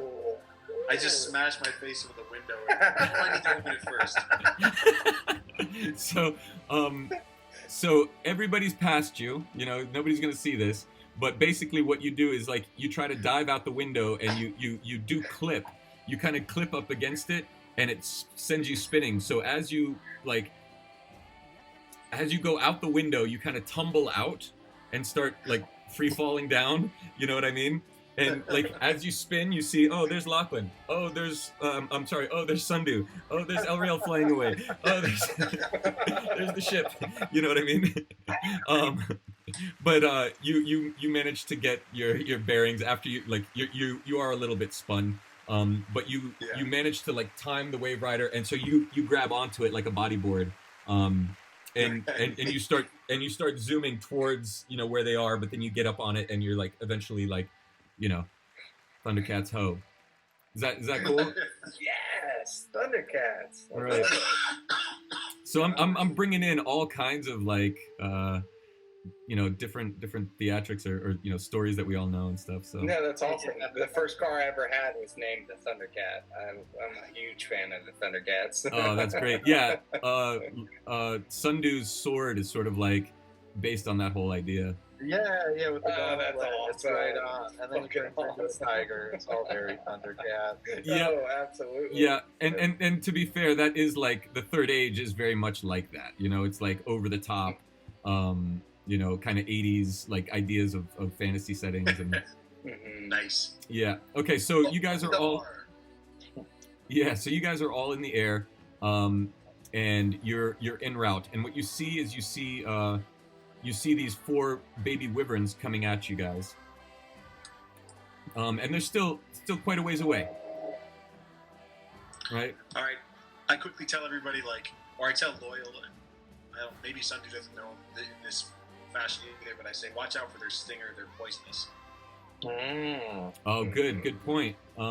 Yeah, and so Sundew, you're used to dragons, and so you just think that these are just like what has become of dragons, like, you know what I mean? You're used to like big powerful dragons, and you don't know about wyverns because there weren't any. You think that these are just like all the other degenerate races of the Fourth Age. These are just, Yeah, so since I've been here, everybody's turned like smaller and weirder and weaker. Yeah. And this is just the dragon version of that. Yeah. So that's another disappointment. Yeah. The evolution of the planet. Yeah.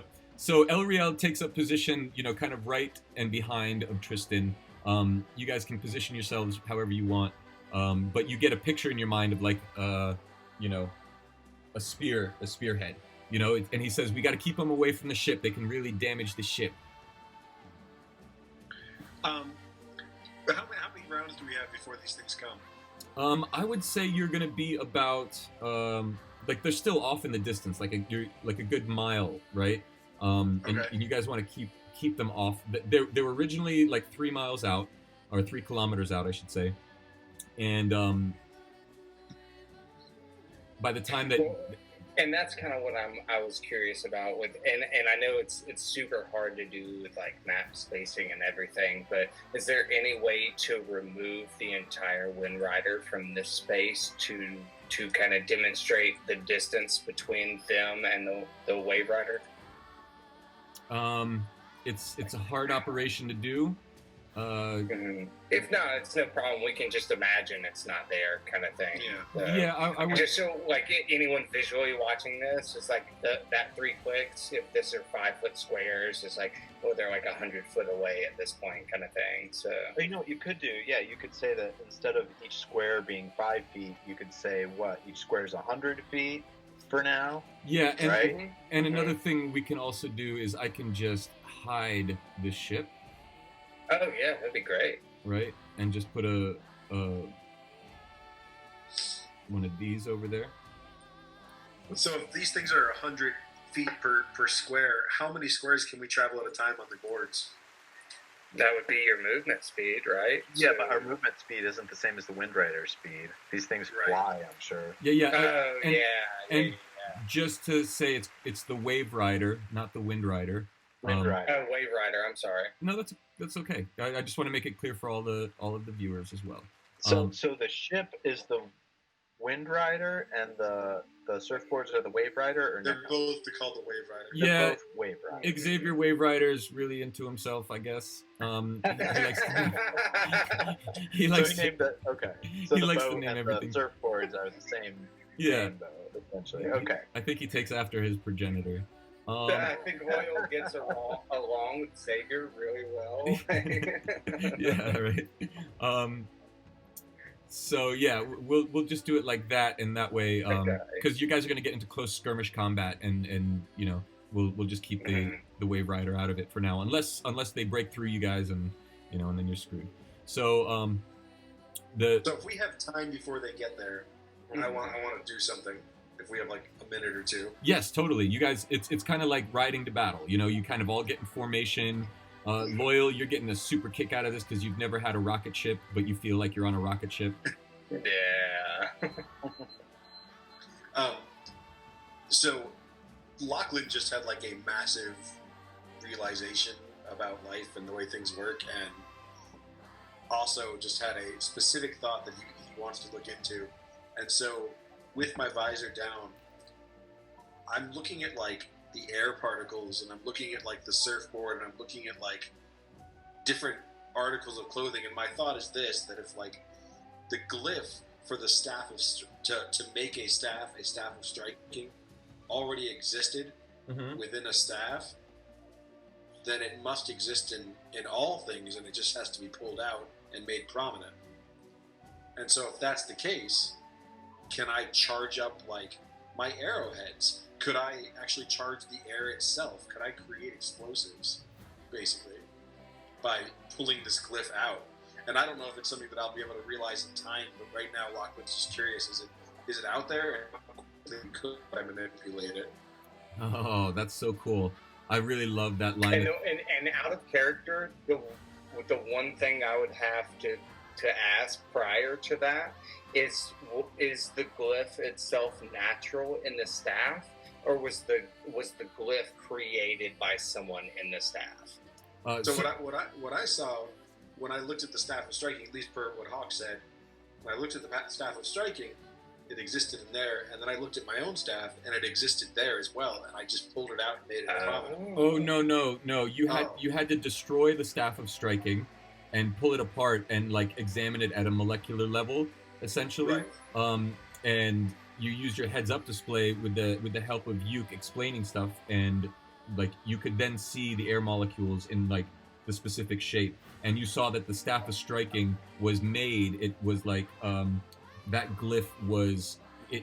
Whoever made that staff of striking made the molecules in that staff of striking shaped like that glyph. So you know in your mind, all you have to do is take your staff and shape all the molecules inside. So like a specific spell or ritual or whatever, like when you make your staff, we'll uncover what that looks like, right? So would that be conducive to maybe, if not necessarily being able to on the fly create that on arrowheads, being able to make a quiver if you spend X amount of time on a quiver of arrows, and making all those arrowheads have that glyph, so you would have those explosive arrows in the future?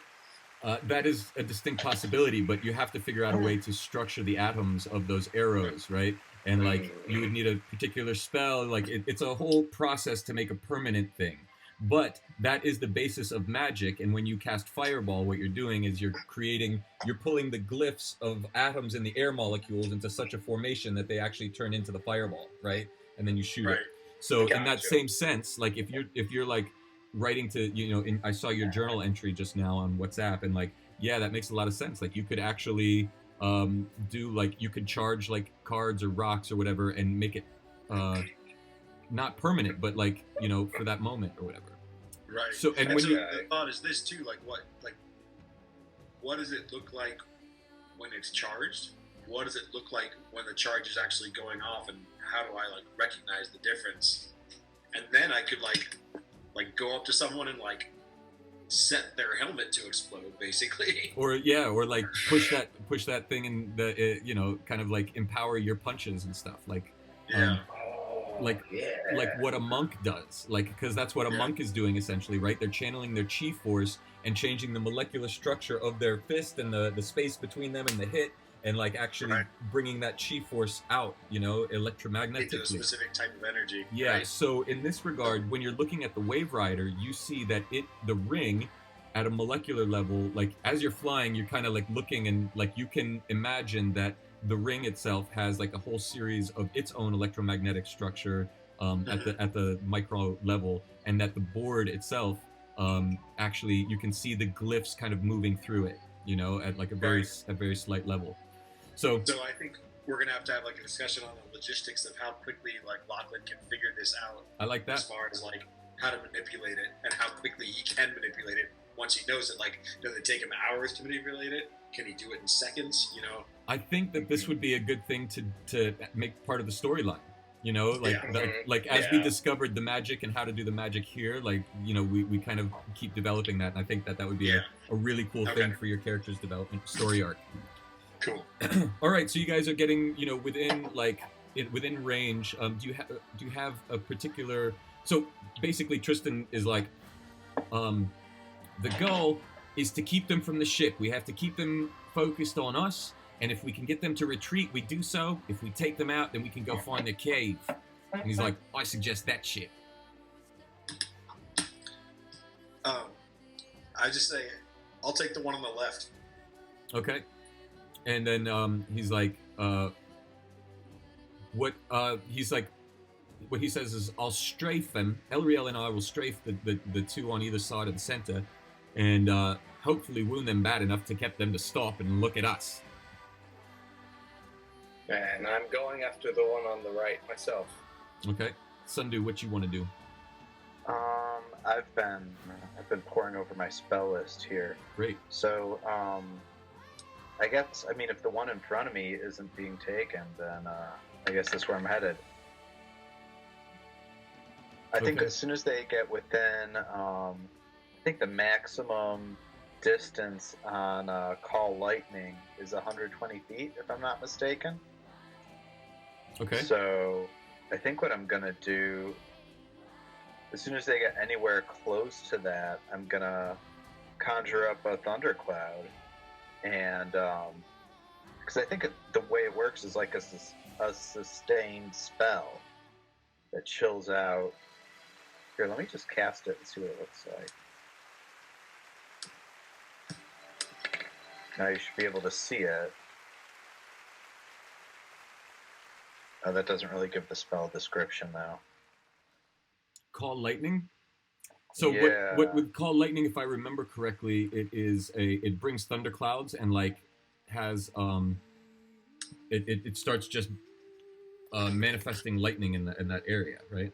I mean, to be honest, though, like from some of the other campaigns I played and stuff, it was my understanding that like Call Lightning, like you can essentially, you're aligning the molecules in the air, so you don't even need clouds. Like you're just creating the static line in the air, the same as lightning would, regardless of cloud cover or not. Oh, this full-on says in the flavor text here that a storm cloud appears. Oh, wow. Well, okay. yeah, a storm cloud appears. 10 feet, 60-foot radius, centered on a point within 120 feet. 60-foot radius? Feet, there's a 60-foot radius thundercloud.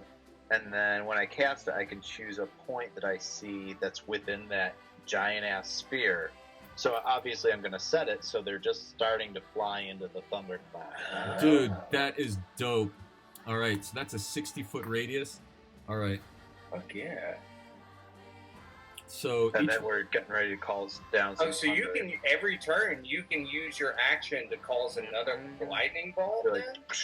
Yeah. Oh, that's fucking cool. And if there was already any kind of dark clouds, it says if you're outdoors in stormy conditions when you cast it, then you get an extra 1d10. So if there's any kind of hint of a dark cloud, you could get an extra. Wow. I mean, hell, we're in the clouds, right? Like, regardless of whether they're dark or not, like, I would assume it's easier to call lightning when you're already in the sky. But yeah, this will be fun. I wonder if that would obscure them at all if they're flying into the cloud. Just please don't roll a natty one. all right, so let me get back to select mode, and then we're going to get all of you guys. So that's a 60-foot diameter. A radius is twice that big. Holy shit, that's big. Yeah. The radius is the distance from the center. Oh my to god, the you are outside. so right. And there's not really room, but I would want to put it between me and them. Oh no, yeah, definitely. I'm gonna have to kind of do things a little bit different here. 60-foot radius? Are you sure? Oh yeah, that's 60-foot radius, so it's 120 feet Yeah, total. it's 120 feet. Yeah. That far. That thing's fucking huge. But when he calls the lightning strike down, from what I'm reading here, it's in a 5-foot square where it actually strikes. Exactly. Like that's just like the target range. Yeah. But as Yeah, far so as how anyone far within it that can 60 hit. foot can be hit, but it's still only in a 5-foot range that is hit. Yeah, but essentially what we have here is a huge column of storm, like thick storm, right? So it obscures the view, obscures their visual spectrum, but you guys have these cool heads-up displays, and so you can actually see thermographics and infrared and dark vision and all of that. So you can actually track them through that, but they can't see. So it's only in a 5-foot radius where the lightning hits. Yeah. Okay, so let's go back to initiative, and if you gentlemen would be so kind as to roll me initiative and tell me what you get. 14. That's Oh loyal. my god. I keep rolling ones. It's rough. Going last. And Sunday, what did you roll? That might actually be good, Red. That's funny. I clicked it. There it is. Oof. Ah, damn. A 2? Does that come out to 2 or what? Yeah, it's a 2 plus 4, so he rolled a A 6. 6, okay. 6 total. And then, okay, so you surprised Tristan and Elriel. All right, so the way it's going to go, the round is going to go Wyvern 3, and this is Wyvern 3. We're going to count from the, I didn't mean to draw that, but that's Wyvern 3. So, right, it's like 1, 2, 3, 4 across. 1, 2, 3, 4. And you guys are not in this field yet. I'm just using this as like a measuring tool for my own thoughts and actions. They're still like let's say a football field away, and then Sundew drops this huge thunderhead right in the middle, and I imagine he's on the surfboard with the sword and the glove, and then his other hand like that, like that, calling the lightning. Yeah. And then Oh yeah. yeah, and then so do the Wave Riders? Do the Wave Riders? Can you will yourselves to stick to them? So can you be like flying like this, upside and then down, go like that? And then, yes. I'm sorry? No, you cannot be like upside down. It's not like Silver Surfer in that regard. okay. It is like just a surfboard that you have to be balanced on top of, but they do go hella fast. So it is like, it's not like light speed or plane speed, but like you can go like 30 miles an hour or something. Right. Okay.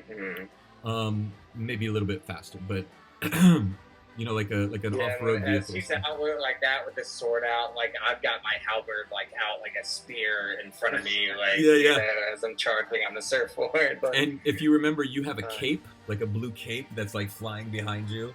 Sunday, actually, you have a cape as well. Okay, so the cloud appears between you and the Wyverns. The two on the outside, you see kind of dodge around it. Like they're going on the outskirt of it. And these guys are trying to do that too, but they don't manage to because you put it like right in front of them. Just for excitement's sake, I'm going to say that the lightning bolt actually hits.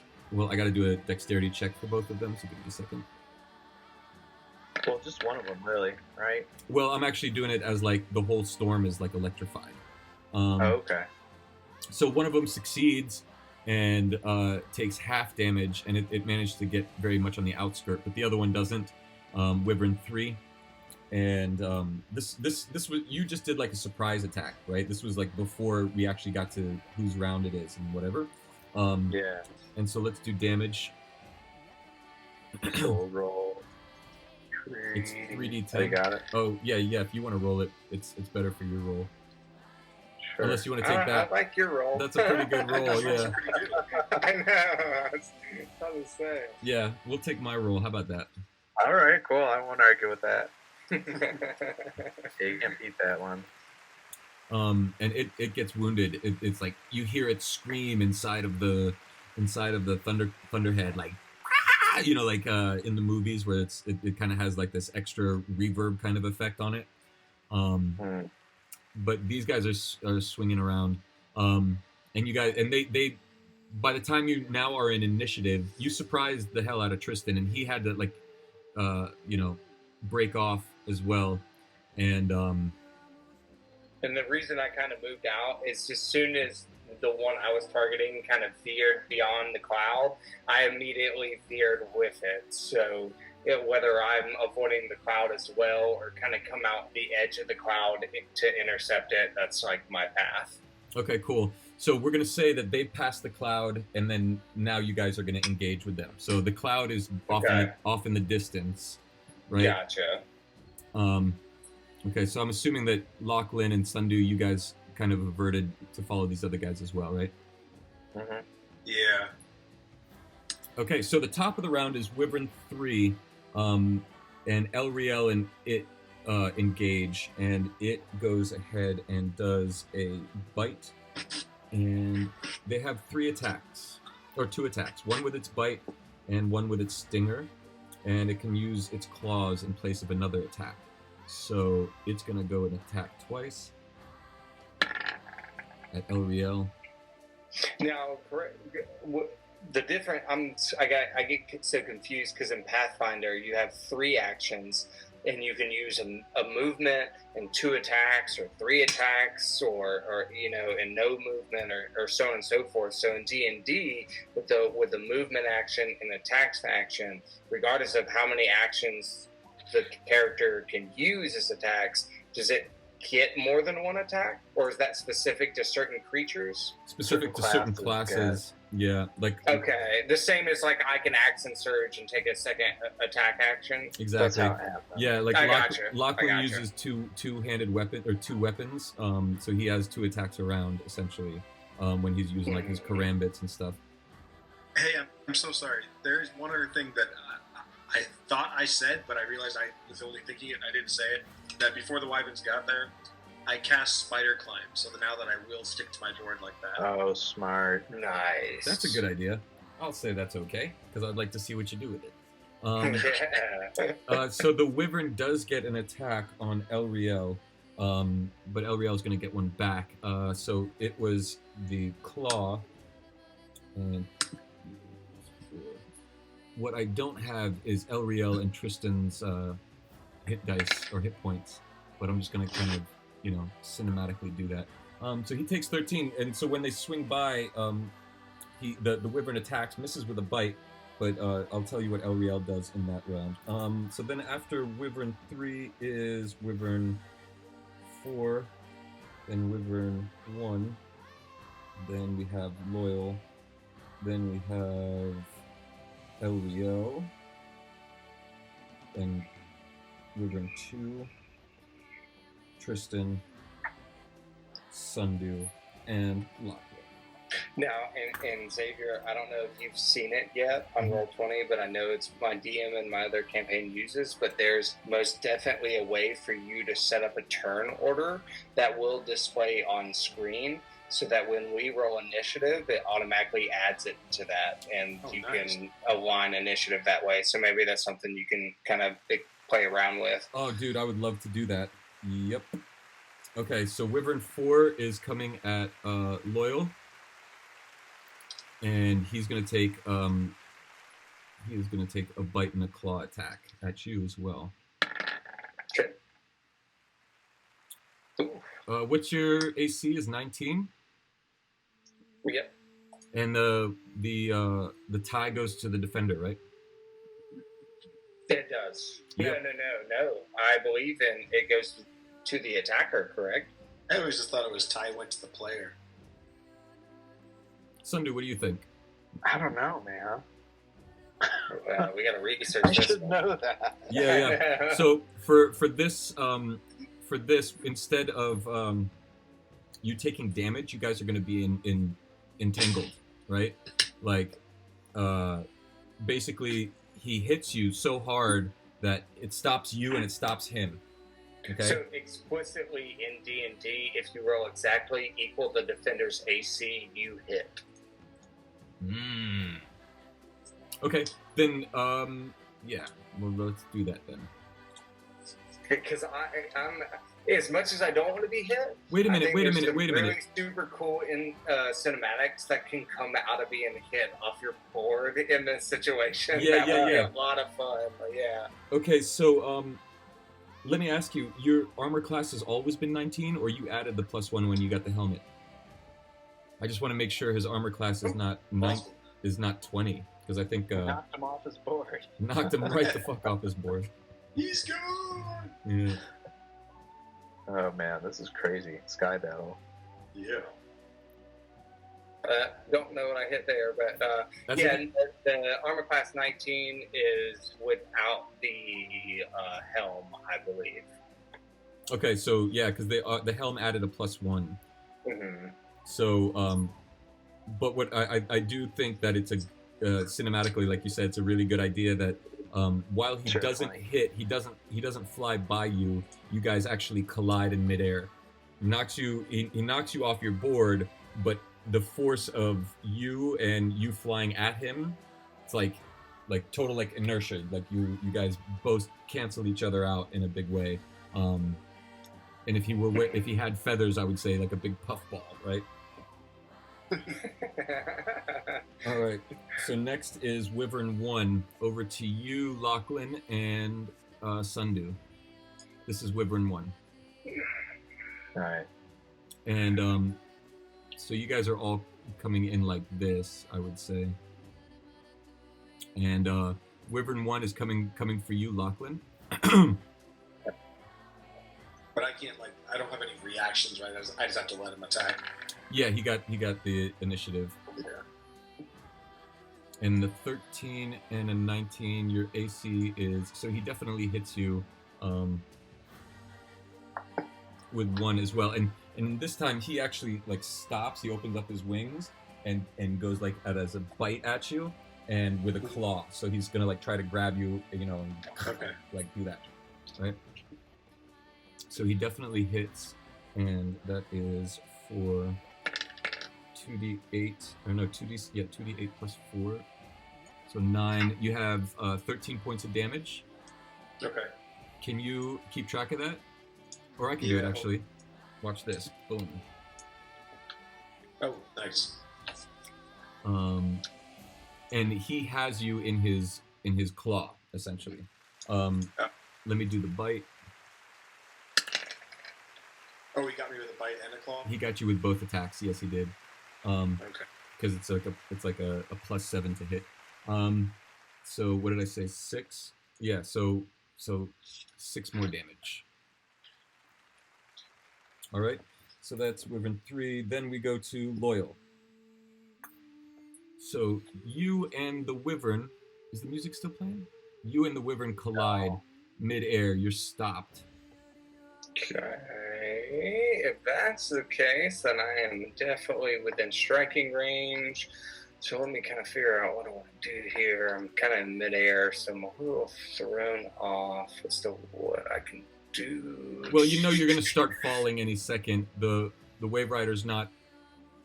It's like you're not on it. It dissipated as soon as you got knocked off. But right. The Wyvern is also not. It's falling as well. It'll gather itself really quickly, but it'll stay in the air and you won't. You'll start falling. So if that's the case, then actually for my move action first, well, how would that work? Could I call the rings action with my move action and kind of like re-steady my feet underneath me, or? Yeah, you could, or you could jump on its back.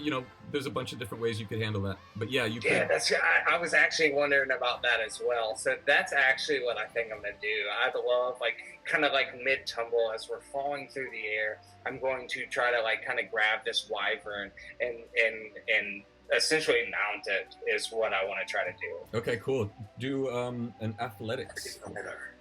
Mount it, totally consistent with your character. Yeah, it's totally. Ooh, put a little check mark. Got the dragon. Yeah. That's perfect. So that's a 14 on athletics. Is that with a bonus and everything? Yeah, that's with the bonus and everything. That's +7. So I rolled a 7 + 7. Oh, okay. So, short answer is yes. You are holding on to it more than you are having mounted it. You know what I'm saying? Like, right. Okay. You are grasping it, and you could, with a well-planned strike or something like that, you could potentially, like, in the next round get your footing, as it were.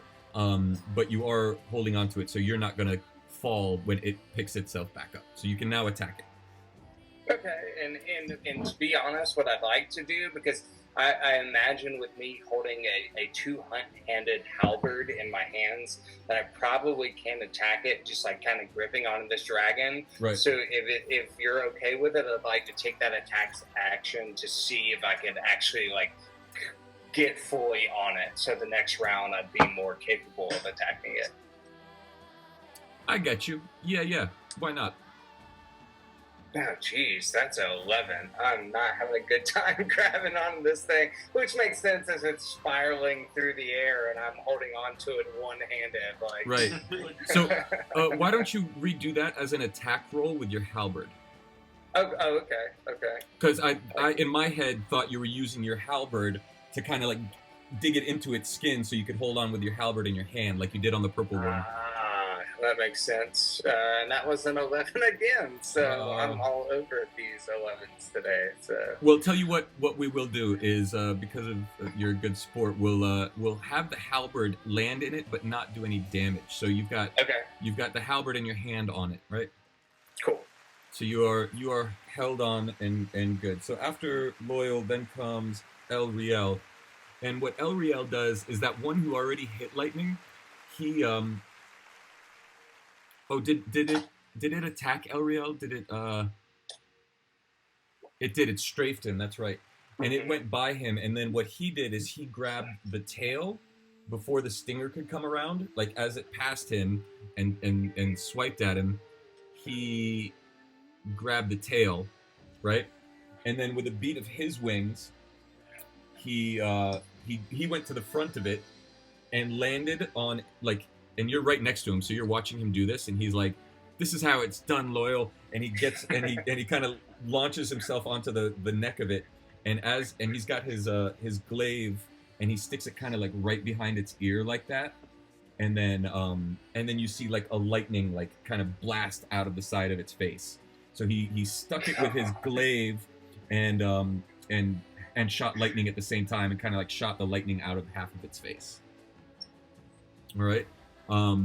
And so he is on top of the thing right there. Then after El Riel is Tristan. And if we'll swing over here to Tristan, he does the same kind of thing. I'm going to just do a roll. I don't want to spend a lot of time with these guys. I want you guys to be doing the majority of the stuff. So I'm just kind of blasting through what I think makes sense. All right, cool. So what he does is, as the wyvern's coming, he takes out this single sword and jumps off the wave rider, and as he's doing that, he splits the sword into two and kind of flips and flips the swords backwards and drags down the back of the wyvern. As it's coming at him, he flips over it so he's facing with it, and he uses his swords backwards and kind of slices it, right? And what that does is, as that happens, he then flips up off of it, and you notice that it's tumbling down to the ground. He got one of its wings super bad, and is clipped, and the thing is spiraling. So he jumps back up, and now he's on the wave rider with his two swords backwards and just paused, So I picture that in my anime style, where it's like he does this flip over the thing with the thing, grabs the sword, slices its wing off, it falls down, and then all in one motion, and then he lands with his swords backwards, floating again on the Wave Rider. So is that one pretty much dead then? That one is it's out of commission in sense that it may or may not recover, but it's spiraling to the ground. Okay. All right. And then after Tristan is Sundu. And so it seems like each one of these wyverns has one of our group like on it in some fashion at this point. Yeah. For the most part, right now, yeah.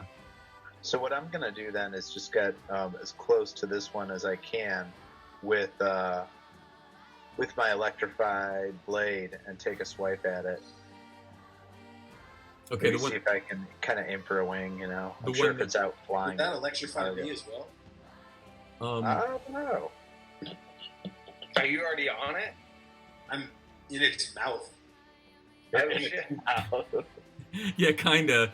It's clawed, and it's got him between its claw and its mouth. Well, I would say if you were gonna do a way to find out. yeah, exactly. No, I mean really. So like, it's grappling you right now. Is that correct? It is, yeah. Okay, well, if I hit it, then it might drop you. So I want to hit it as hard as I can, even if that shocks you a little bit. I mean, surely you wouldn't take the full damage of it, but maybe just a little electrical damage, if anything. Let's find out. I mean, if you did like a lightning or like the call lightning, I would say yes, but I think your lightning sword is more just lightning damage. Like it's not going to go throughout. It's a little more directed. It's only 12 points of damage. You could handle it, and it looks like it's a miss anyway. Is that a nat 1? Good God! Yes, it is. And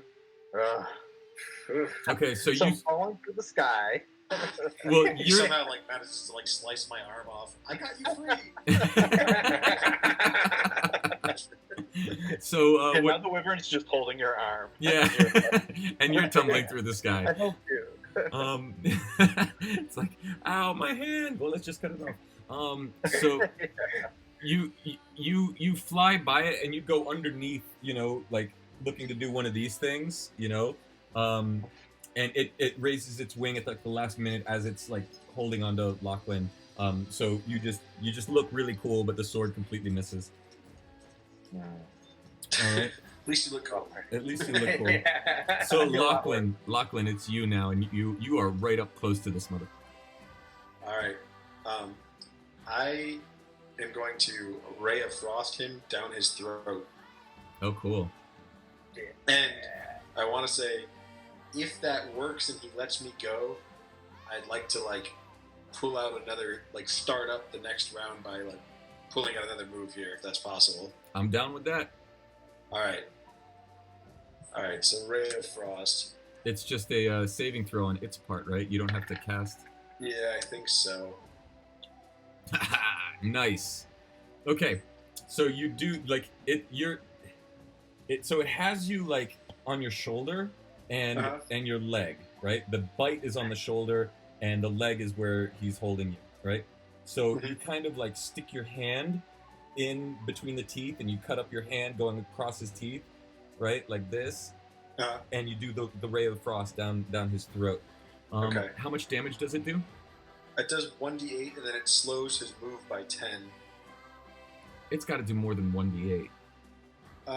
It's just a cantrip, Ray of Frost. Oh, okay, cool. It's not Cone of Cold. Yeah, Cone of Cold. No, I don't have that yet. No, wait. If it's a cantrip, since you're over 5th level. Oh wait, what level wizard are you though? Well, I'm a 3rd level wizard, but how that works, or is it? Wait, I think you're a 4th level wizard, right? You were. No, I'm 3rd level thief, 3rd level wizard. Okay, got it. Yeah. Otherwise, it would be 2d8, but. Okay, so why don't you do the damage for me? Okay. And then I want to explain my continuing move. Yes, please. 8. Nice. Cool damage. Sure. Nat 8. Good show, mate. Good show. Okay, so what is your? So when he frees me, and now he's moving slower, I go vertical and start flying towards the ground with the idea that he's going to be chasing me, but not moving as fast anymore. Yeah. So actually, good idea. I like that. So you do spiral dive straight down, And Wait till you see what I have planned next. I can't wait. Yeah. okay, cool. So it does, but it's not following you like it's trying to get you. It's following because it can't fly properly. Okay. Because like it needs to flap at a certain rate to stay in the air, and now that it Right. can't, it's just kind of tumbling. But it is like tumbling at you. You know what I'm saying? Like you're leading it, right? Makes sense? Right. Okay, cool. So then that is top of the round. Wyvern 3 back on Elriel. It tries to get Elriel off, and it's going to use its needle tail to try to attack him. Totally misses. But it's like trying to flip and do all of these things. So after that is Wyvern 4 with Loyal. Loyal's still on the back. Oh, where did he go? All right, it's going to try to whip-tail him. Because while he is not as solid on, like... I think you just got whippersnapped. Uh-oh. Okay, do a saving throw for me. Constitution saving throw. Loyal. Oh, okay. Sorry. That's okay. Had to run to the restroom real quick. Constitution saving. Constitution. That is a 23. Oh, thank God. You take 10 points of damage. Okay. So Puts what? me at 50. Yeah, it happened. It used its tail and stung you from behind, and went in like right at the base of the neck, between your armor and your helmet, right? And you got poisoned. And you made a saving throw, so you would have taken 76, but we did half of that and half of that. So instead of 24, which is the average, we just did it down to 12 or 10. And you're still on it, kind of, right? But it did this, and it's kind of flipping around and trying to send you free. Mm-hmm. So next is Wyvern 1. Okay, so Wyvern 1 is chasing you, Lachlan, flying down, but it's not. It only at the end of its round does it actually get to its like bearings, and like it's chasing you, so it's like falling, and it sees you, so it's just going to continue flying at you. All right. When it's my turn, I have a plan, but it might have to be like some like, for the sake of coolness, it's going to happen kind of thing. But I'll explain. Okay, do you want to give me a hint? Do you want me to do it now, or do you want me to tell you when it's my turn? I want you to tell me when it's your turn.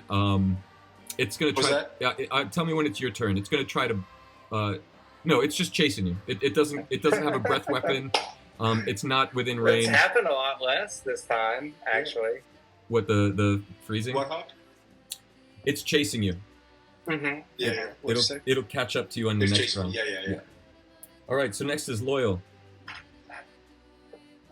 All right, so I am still essentially he just stung me in the back per se. Yeah. But I'm still kind of latched on to it. Would you give me not a constitution, an athletics check?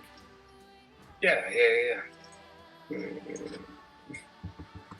This is 16. Okay, that's cool. You managed to stay with both your hands, one on its like one on one of its spines on the back of its neck, your right hand, and your left hand on your halberd, like clawed on over its shoulder. That's what you did. You didn't attack it. You used the. Fucking awesome. So actually, this is perfect. So what I'm gonna do, like as it like fucking like stabbed me in the back, Yeah. like I'm actually going to let go of it. But in transition of letting go of it, I'm taking the halberd and trying to like slice off the tail as it passes me by.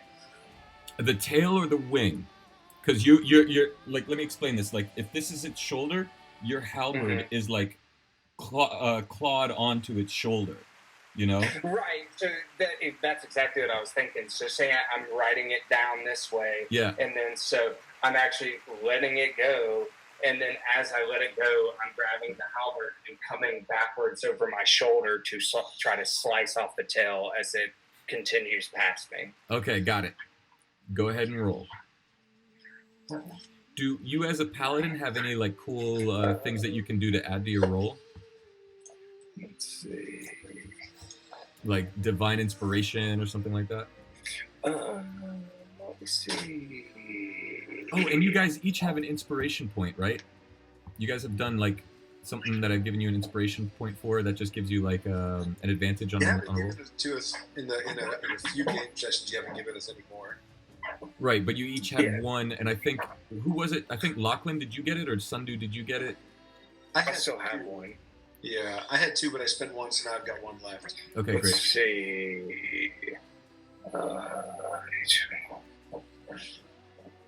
Okay, so what I'm essentially going to do, because I just rolled a 22 with my halberd to strike its tail. Great. And then that's 8 points of damage on the tail.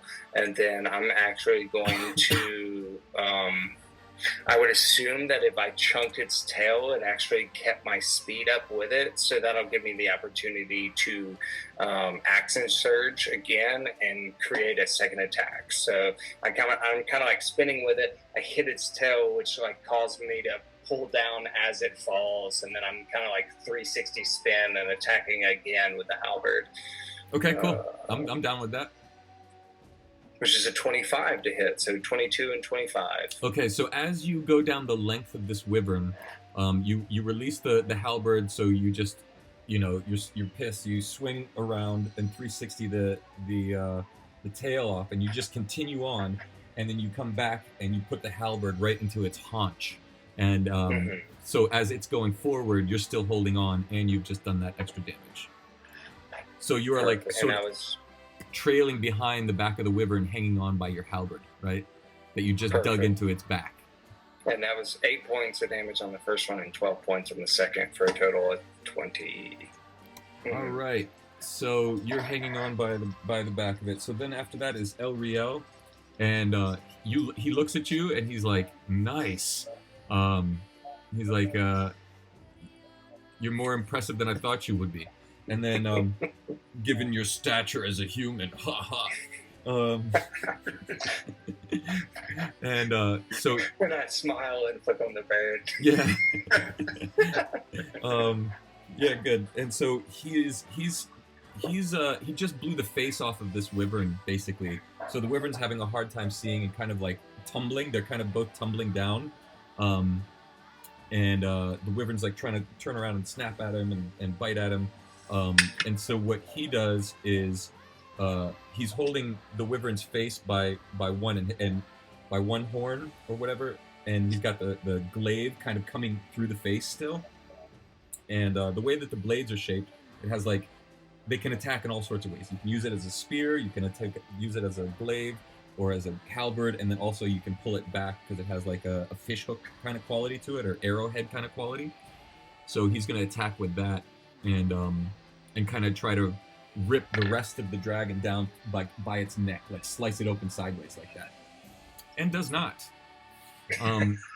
It just doesn't at all. It actually just pulls right out of his face, and he and the dragon or the wyvern disperse, and he is now floating while the dragon's like tumbling a little bit and trying to gather itself.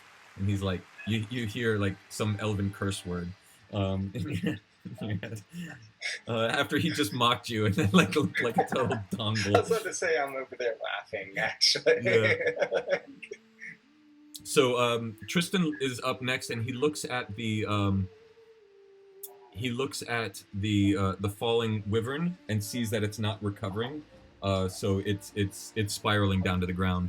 And then he looks at Lachlan and the wyvern that's chasing him, and he puts his swords back. And then takes out his bow and arrow and shoots 2 arrows at the wyvern. Because he doesn't think he didn't think he'd get into you in time. Nice, dude. Ooh, very cool. So he does a well-placed one. The 2 arrows fire, and you see that they sort of streak like lightning bolts. They're not fully electrified lightning bolts, but they do streak like that. And he takes a nice chunk out of that one. All right. And then he starts diving down to go after you guys, just in case, So after him is now Sundu. It's okay. So Wyvern number 1, is Lachlan like on him, or he's coming towards him, right? So basically, I made the wyvern chase me, so I'm like flying like this, and he's coming after me, going straight towards the ground. Okay. Yeah, and Tristan is now in pursuit as well. And what about this other one? Looks like it's half dead. The one that's going after Elriel, or that? Yeah. It's it just tumbled and it's just getting its bearings again. And Elriel's still on top of him, or no? No, they're separated. Okay. All right. Well, in that case, if that one's tumbling, I'm gonna hit it with this. What's it called? Gust of wind. Seems like it might be a fun thing to try to use. The one that's engaged with Elriel? Yeah, if that. Oh, cool. Unless there would be a better one to use it on. No, that's great. Because I kind of feel like Lachlan has a plan, and I don't want to like step into the middle of it. You know what I mean? Yeah, same. Our Gotcha. plan works, but Yeah. Okay, so that's cool. Yeah, I'm gonna go ahead and say that it now is still tumbling. Instead of having gotten its bearings, it's still tumbling, and therefore everybody will have an advantage on attack, let's say, against it. Nice. So that's cool. All right, so then Lachlan, let's All hear right. it. We've got I'm the gonna build explain up. my plan. Yeah. This might require some like divine intervention by the gods of cool. Okay. But I'm leading him towards the ground. I'm getting to the point where like I'm like maybe a couple hundred feet away. You know, like not enough time. You know, you'll see what I mean. And then when I get to that point, I'm turning the board like that, so it's like a quick stop. So the dragon, like the wyvern, really close to me. Yeah. I'm getting jump, and I'm going to like mid-air do like a spin to like dodge his bites and stuff. Get behind him, throw an ice chromatic orb at his wing, so he loses the ability to fly. So he will crash into the ground, and then I'm casting Featherfall on myself. Shit. You can't cast 2 spells, right? Well, you could cast Featherfall next round, right? Oh, Yeah. next round, yeah. Or the Wave Rider. You could use the Wave Rider again. I could, but like the Wave Rider, I'm leaving there and I'm jumping off of it, and then I'm gonna like cast Featherfall, like come to the ground, or get caught by Tristan. Do you want the Wave Rider to stay there for it to smack into, or do you? Because you can just dissipate it and then make it appear. I think I was gonna leave it for it to smack into. Okay. All right. Cool. All right. So let's do acrobatics. Acrobatics check, okay. I like this. This is pretty cool. I like the chromatic orb wing thing is like the key to the whole thing. Yeah. I can't think of the last time if I've ever had aerial combat like this. It's awesome. 13. Okay. No, it's not super graceful, but and you clip him. You know, you kind of bump into him instead of like doing a perfect corkscrew, whatever. You kind of like bump into him, but you get into position with the chromatic orb, and like you can either like throw it at it, or as you're like flipping through it, just like smack the wing. Yeah, exactly. Yeah, I'll just smack the wing with it. Okay, go ahead. Yeah. All right. So that would be. Sorry, hold on one sec.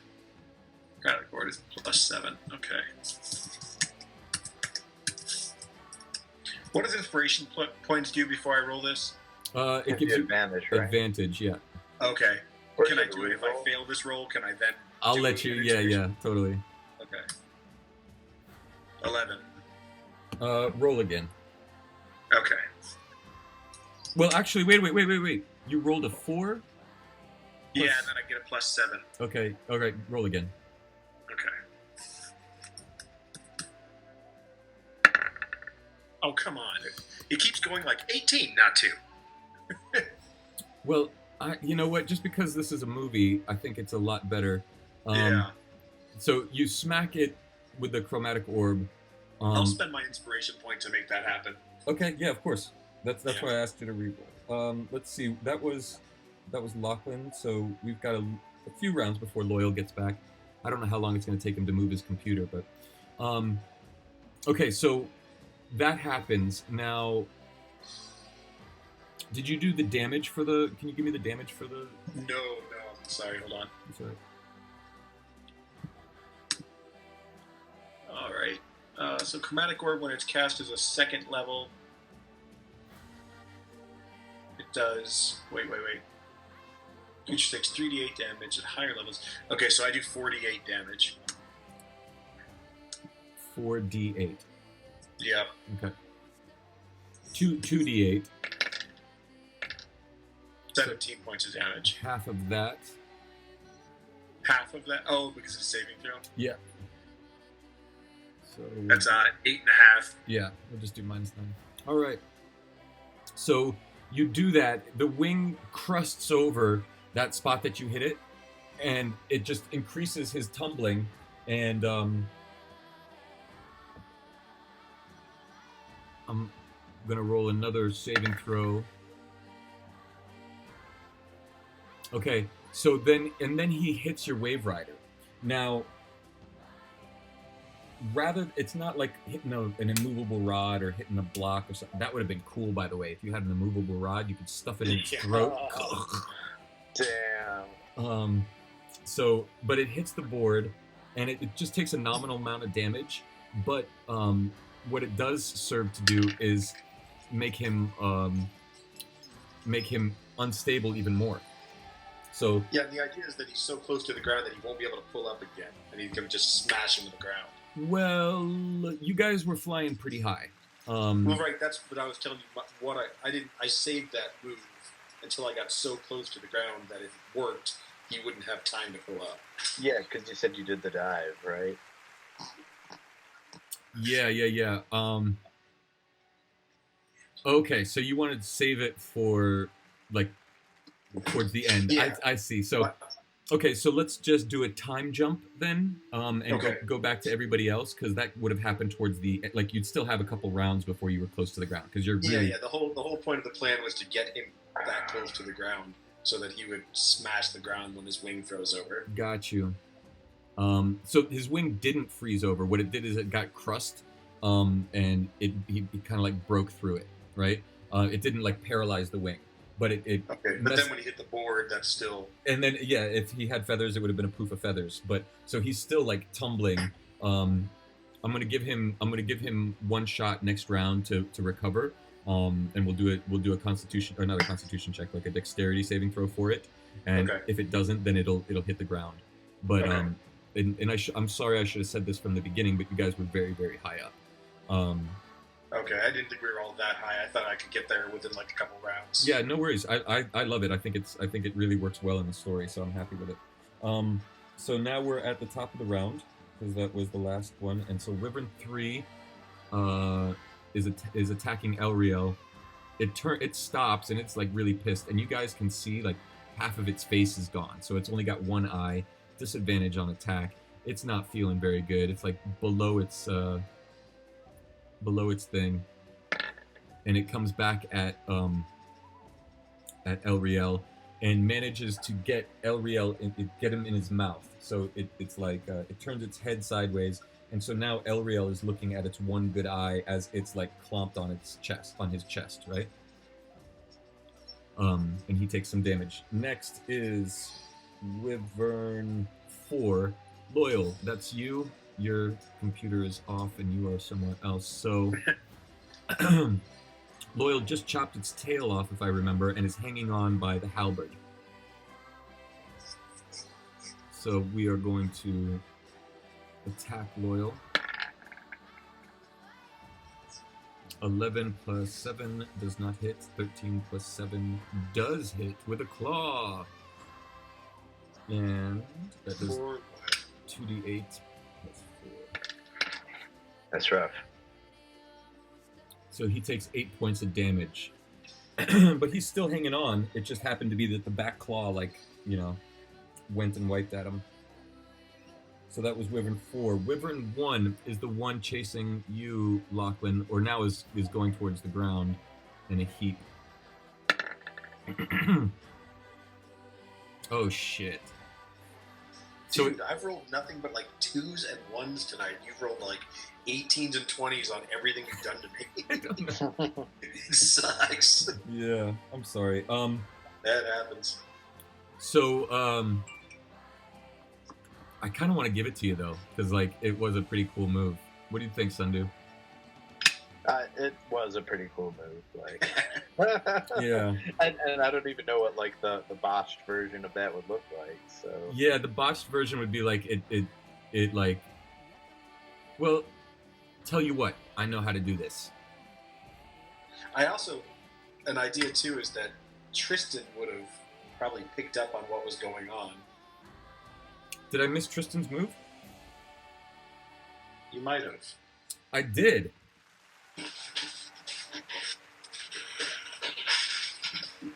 Nope, you're right. That's right. I missed Tristan's move. Skip Tristan. Oh, actually, he's in this round. What is that? That's so he hits. Okay, so this is how it'll go. He'll have shot the wing that you had frozen, and the wyvern doesn't. The wyvern can't recover. Okay, so we'll go ahead and say that the wyvern goes splat, and you see off in the distance, like 80 yards the other direction, that the other wyvern that Tristan hit has splatted as well. So, yeah, I think that'll work. You have splatted a wyvern. Congratulations. So I now am also casting Featherfall, and I don't know if Tristan's going to pick me up or if I can dissipate the board and call it back real quick. Well, you're that close to the land that you actually you land on the surface, and so okay. yeah, and so you can hit the wave rider, and then fly back up, right? Okay. Next or this round. So that was wyvern. Loyal, you got clawed for 8 points of damage. Okay, cool. 8, so it puts me at 42. So then that was 3. Now it is Loyal's turn. Alright, 8 damage there. Loyal's turn. Alright, and we determined that like my halberd's still kind of stuck in the haunch of this thing, or has he attacked since then and done something different? You are still holding on by the halberd, and he has attacked you with his back claw. Okay. But you're still flopping around back there next to his cut off tail. Alright, what do I got? Okay, so as a bonus action, I'm going to start off this way, even though I kind of generally do it last. I'm going to take a second wind, which is once per short rest. You can use a bonus action to regain 1d10 plus 3. So I'm going to do that real quick.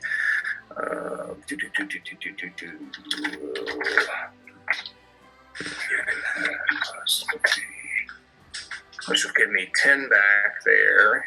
So it puts me back at 52. And then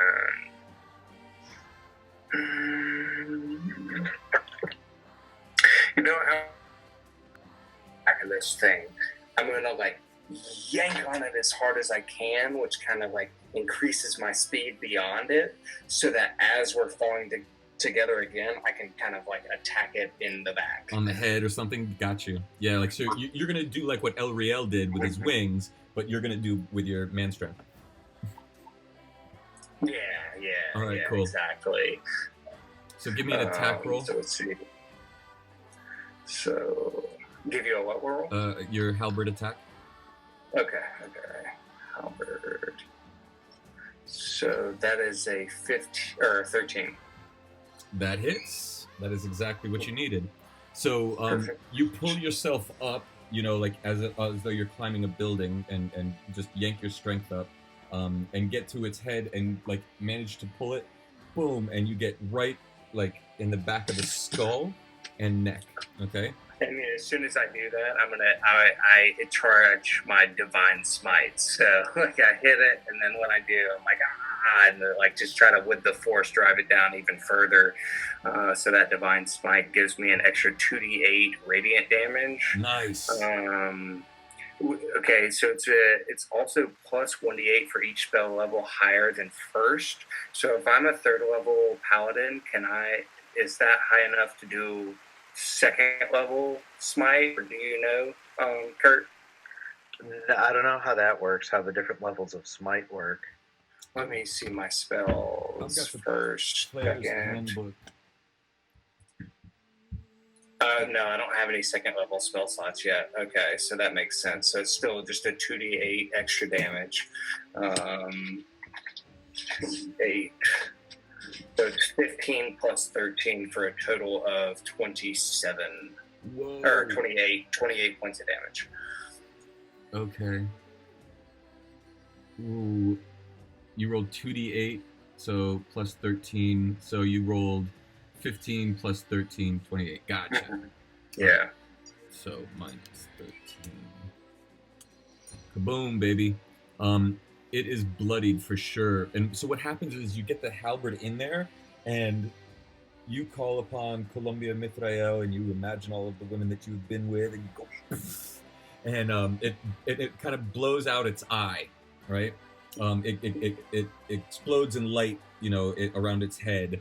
Like I picture like a globe of light kind of coming from your halberd, enveloping it, and it pops out. The energy pops out its eye because you're right in the back of its like skull here, and it's deep in too, so you can kind of like do like one of these things and push its head this way and that way, right?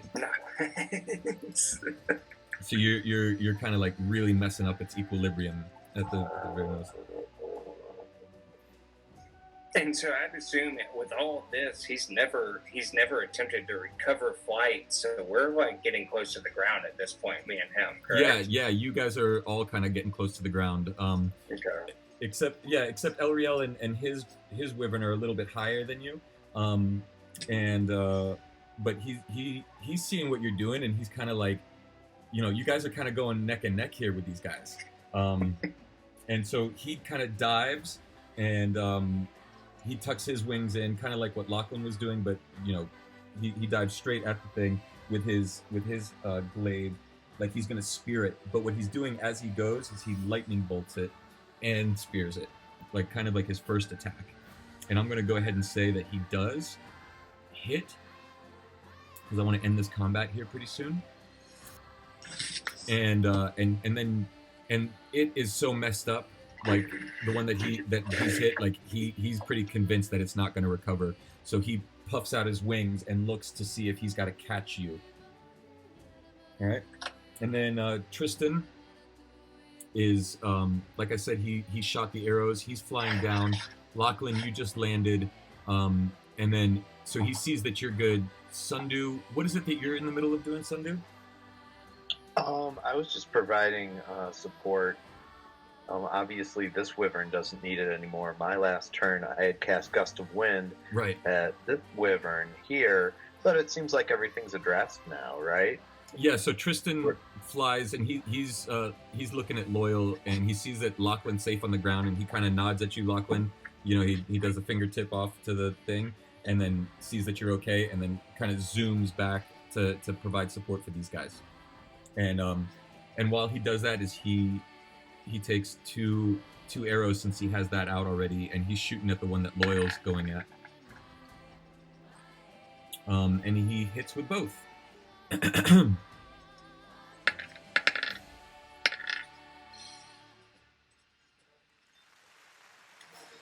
And he does 22 points of damage.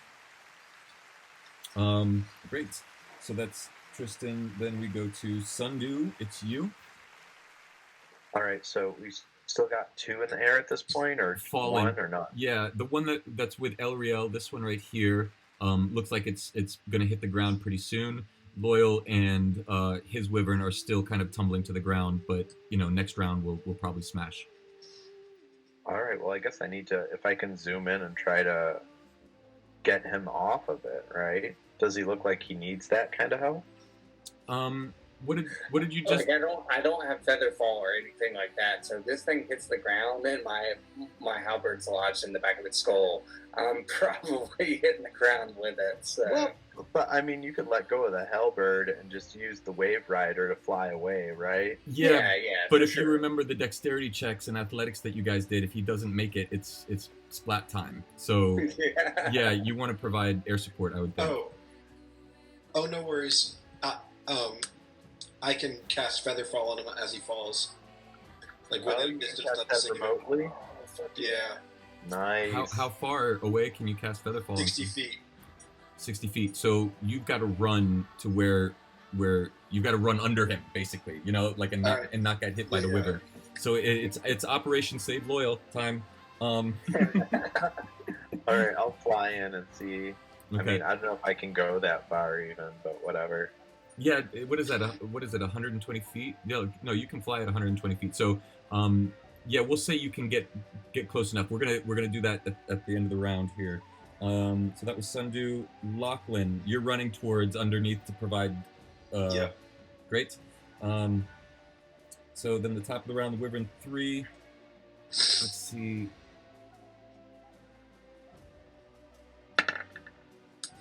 If it can save itself. Oh, okay. So as it's tumbling, it all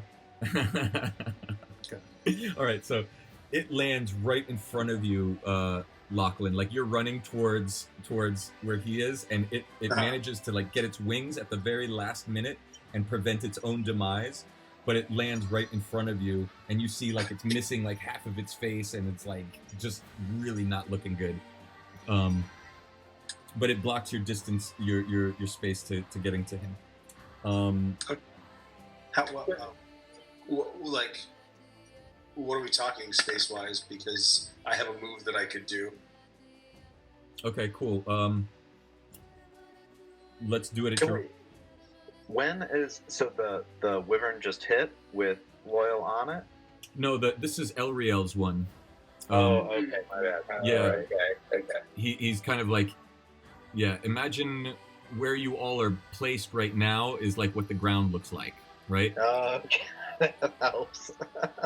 So, his wyvern is dead. So Lachlan's running, you know, and he gets about to here. This wyvern lands right in front of him. Elriel is flying down behind him, and then Loyal and Sundew, you managed to get to where Loyal is, ish. So what I want to do, if I get within, Hold on 1 second. Let me finish their rounds. That wyvern lands. It just recovers. It basically like is there, and it sees Lachlan with its one good eye. Then next in the round was number 4 is Loyal. Oh, well, did Sundew have to essentially use both of his actions to move to that distance? Because he kind of moved and didn't do anything else. Did you want to do something else, Sundew? yeah, if I'm within 30 feet of him, I'm going to. I know it's weird because it's like an offensive spell, but maybe it'll work with me on this. I want to cast Thorn Whip on Loyal. Oh, Because gotcha. normally it's a spell that will like grab and pull someone toward you. Yeah. So it might take a little bit of damage in the process, but that's my plan to like. That pull sounds you like off. Sundew. Yeah, So go for it. We'll cast it, I guess. See how it goes. Yep, and that lands on my AC, Nice. so you definitely grab me. That totally does. Okay, so all right. So what's happening is the wyvern's twisting and falling, and Loyal has he sort of has his legs over the shoulders of the wyvern, so he's actually in the riding position now, and he's got the halberd stuck in such a way that he can aim the thing's head, and he's not helping it like get its bearings, so they're kind of tumbling, right? And you manage to thorn whip him. Loyal, is there something else you want to do before you get thorn whipped off?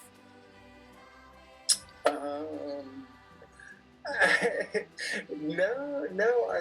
I think I just like as I feel this whip like wrap around me, like I essentially kind of like let it pull me and just kind of push off with my legs as well, because I think I've seen this whip before, so when it wraps around me I know it's Sundew, and like at this point with how close the ground is, I'm like, oh, I'm fucked. Yeah, you just kind of just like I pull my halberd out and just kind of let Sundew pull me backwards. Yeah, it's like these vines that shoot out. Yeah, What it okay, feels cool. like. All right, so all right, great job. And then Sundew, you did that. Now it's Lachlan. You want to tell us what your cool move is over the dragon? Well, I don't think Loyal has been saved, right? No, he has I not. got him, so you Yes, don't and- have to cast Featherfall. Nah, yeah, I would not count on it. Okay. So he's got him, So- right? The Thorn Oh. Whip has him, but he's kind of going down. But he's going to have to stop his own weight as well as because they're all flying down, right? So he's got him by the Thorn Whip. Right. But like, what happens if he stops real quick and then the Thorn Whip lets go or something? So you still don't feel like Right. like it's not resolved yet. Okay. So, am I able to do a move Yes. this turn? Feather fall the next turn. Yes. All I know is That works. What's Okay. that? So then, the move that I'm gonna do, because I basically have to get past this wyvern to be within range. You're saying, right? Yeah. You can do that in this round. Okay. Okay. So then I'm just wondering how I want to do this, but I'm casting jump, and I'm jumping over the wyvern. Yes. I was considering the idea of like springing off of its mouth first if it like snapped at me, but I don't know. I want to take that chance, so I don't have to. Right. Yeah, so I will cast. I'm just casting jump and like flipping over the thing and like continuing to run. Okay, cool. So yeah, you do that, and like the Incredible Hulk, you take a leap into the air, and it does take a snap at you, and so you just pounce off of its foot, off of its head with your foot. Not even gonna make you roll, and you get to hear. Okay, Okay. we'll pretend this is like grass and like mountainy rocks and stuff. Okay. All right, and so you're gonna cast Featherfall on him. Yep. Okay, cool. And then, so that's the end of the round. The Wyvern falls. You see Elriel come down, like behind you. Like as you jump off, you see the shadow of Elriel above you. You know, doing one of these numbers, grabbing the. He's moved his glaive, flipped it, and just lands and like spikes the Wyvern's head into the ground. Just as soon as you step off of the Wyvern's head, he comes down and like, impales his head to the ground. Nice. With a little bit of a lightning thud, and like he spreads his wings so he lands softly, right? Right. And then after that was do. So Loyal, you are next. Tristan he shoots his arrow again at the wyvern that you're doing, and just make sure it does not recover, and it piles into the ground, like it just collapsed, like splats, like do you remember Tremors where they splatted one of the worms and it looked like this big like yeah. that's what happens to this guy. So now let us save Loyal. Sundu, you're gonna have to pull up on. Oh, actually, Loyal, it's your turn, but you're just trying to get saved, right? You're not. Yeah. So I would imagine and you're gonna grab I on the guess Thorn Whip. I could take this turn to see if I could reactivate my own surfboard, and maybe it would become my feather fall to the ground. Okay, do that. Give me an acrobatics check or athletics check. Okay. And you did take 10 points of piercing damage with the Thorn Whip, by the way. Okay. That's a 24 on the athletics. Okay, so what I imagine is you like the Thorn Whip, you wrap your hand around it, like you're falling off of a bridge or something, like Indiana Jones on the Temple of Doom, and you grab the Thorn Whip like that, so you're holding on to him, and then you make your Wave Rider, and you land on it, and it kind of like cushions you. It doesn't do feather fall, it's just like, it's almost like a trampoline, like it goes whoop, and then like bubbles up, and you land, and you are like maybe 6 feet off the ground, and you see Lachlan like holding you with a feather fall, which I will say helped you land on the Wave Rider, right? Like it slowed your descent enough that you didn't like completely smash, and so you're looking at Lachlan almost like you're like standing on a balcony, I've had this like image in my head forever of skydiving wizards Yeah.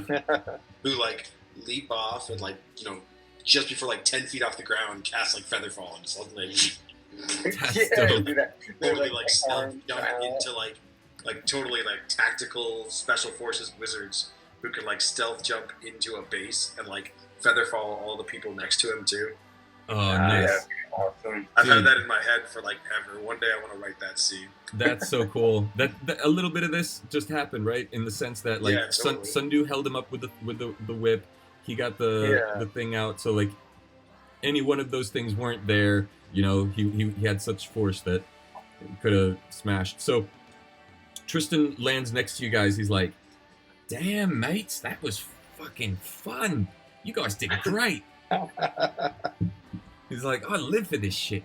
Now he's like, "Now comes the fun bit."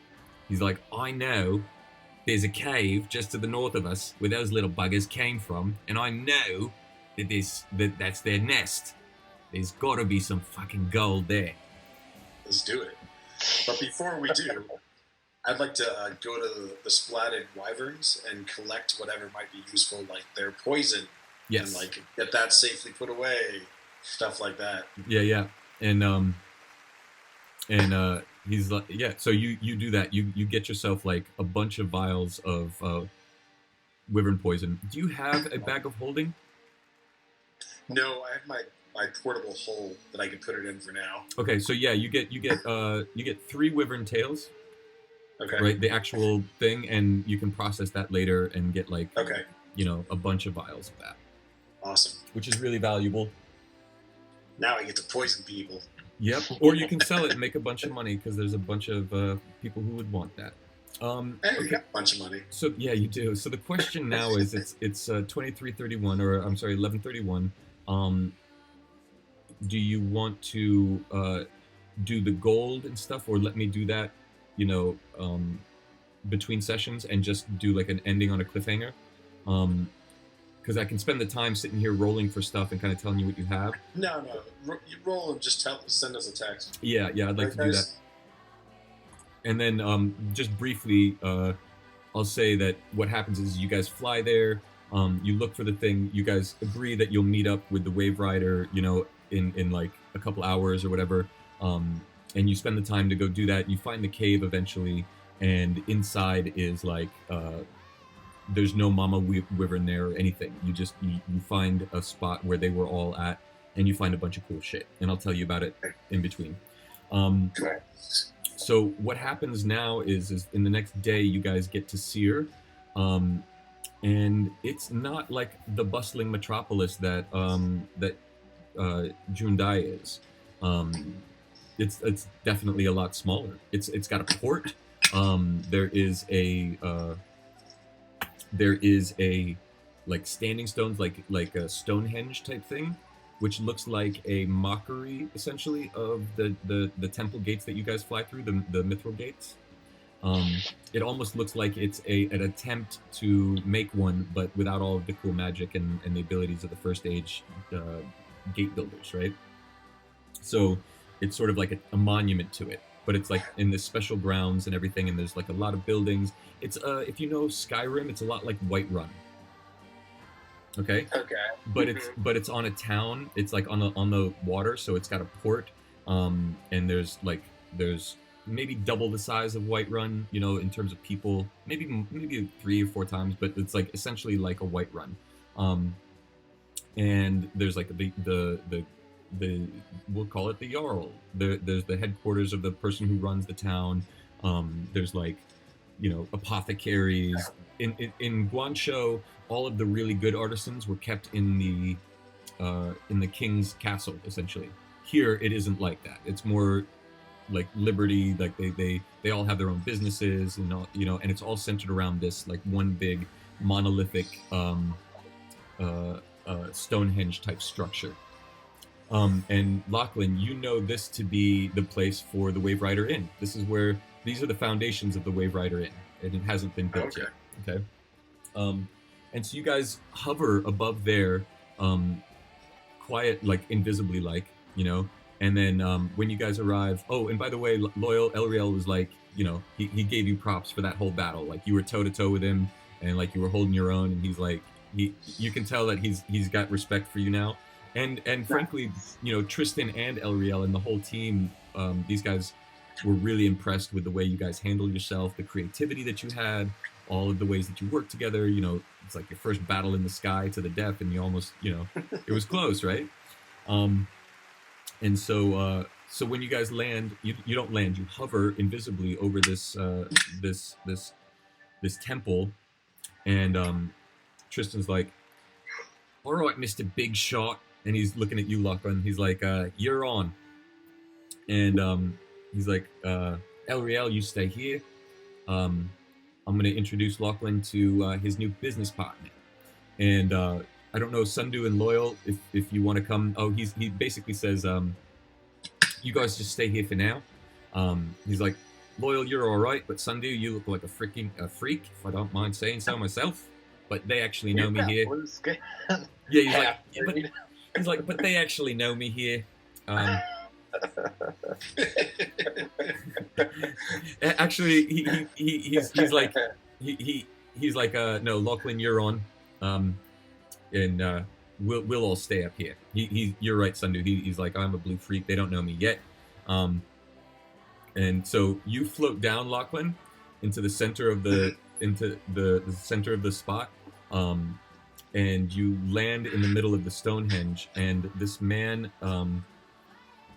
with like a well-trimmed white beard, and his hair is like all parted, and he's wearing like an ascot, and he's got a monocle, and he's holding a cane, and he says, "Lachlan Winshire, I presume."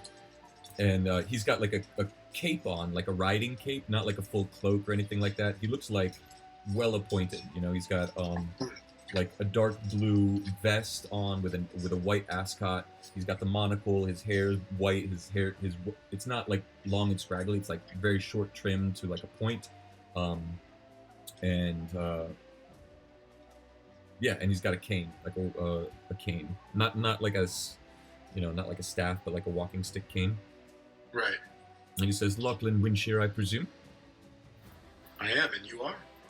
Zanzibar Wave Rider. Zanzibar? Is this one of Xavier's sons? No, I am actually Xavier's great grandfather. That's pretty great. And we'll end there. All right. Oh, and he says, "I'm his great, and I am your new business." He says, "I am your new business partner, Zanzibar Wave Rider." And you say, "Are you another one of Xavier Wave Rider's son?" And he's like, "No, I am Xavier Wave Rider's great grandfather." And I say, that's pretty great. Mm-hmm. All right, cool. And so next episode, we're going to go into you setting up the business, you guys exploring Seer, and then that'll be like half of the episode, and then the rest of it will be going forward in time and getting back on track with the Two-Eye Stone. Nice. Does that sound good? Great session, man. Aerial combat. What the hell? That was crazy. That was so cool.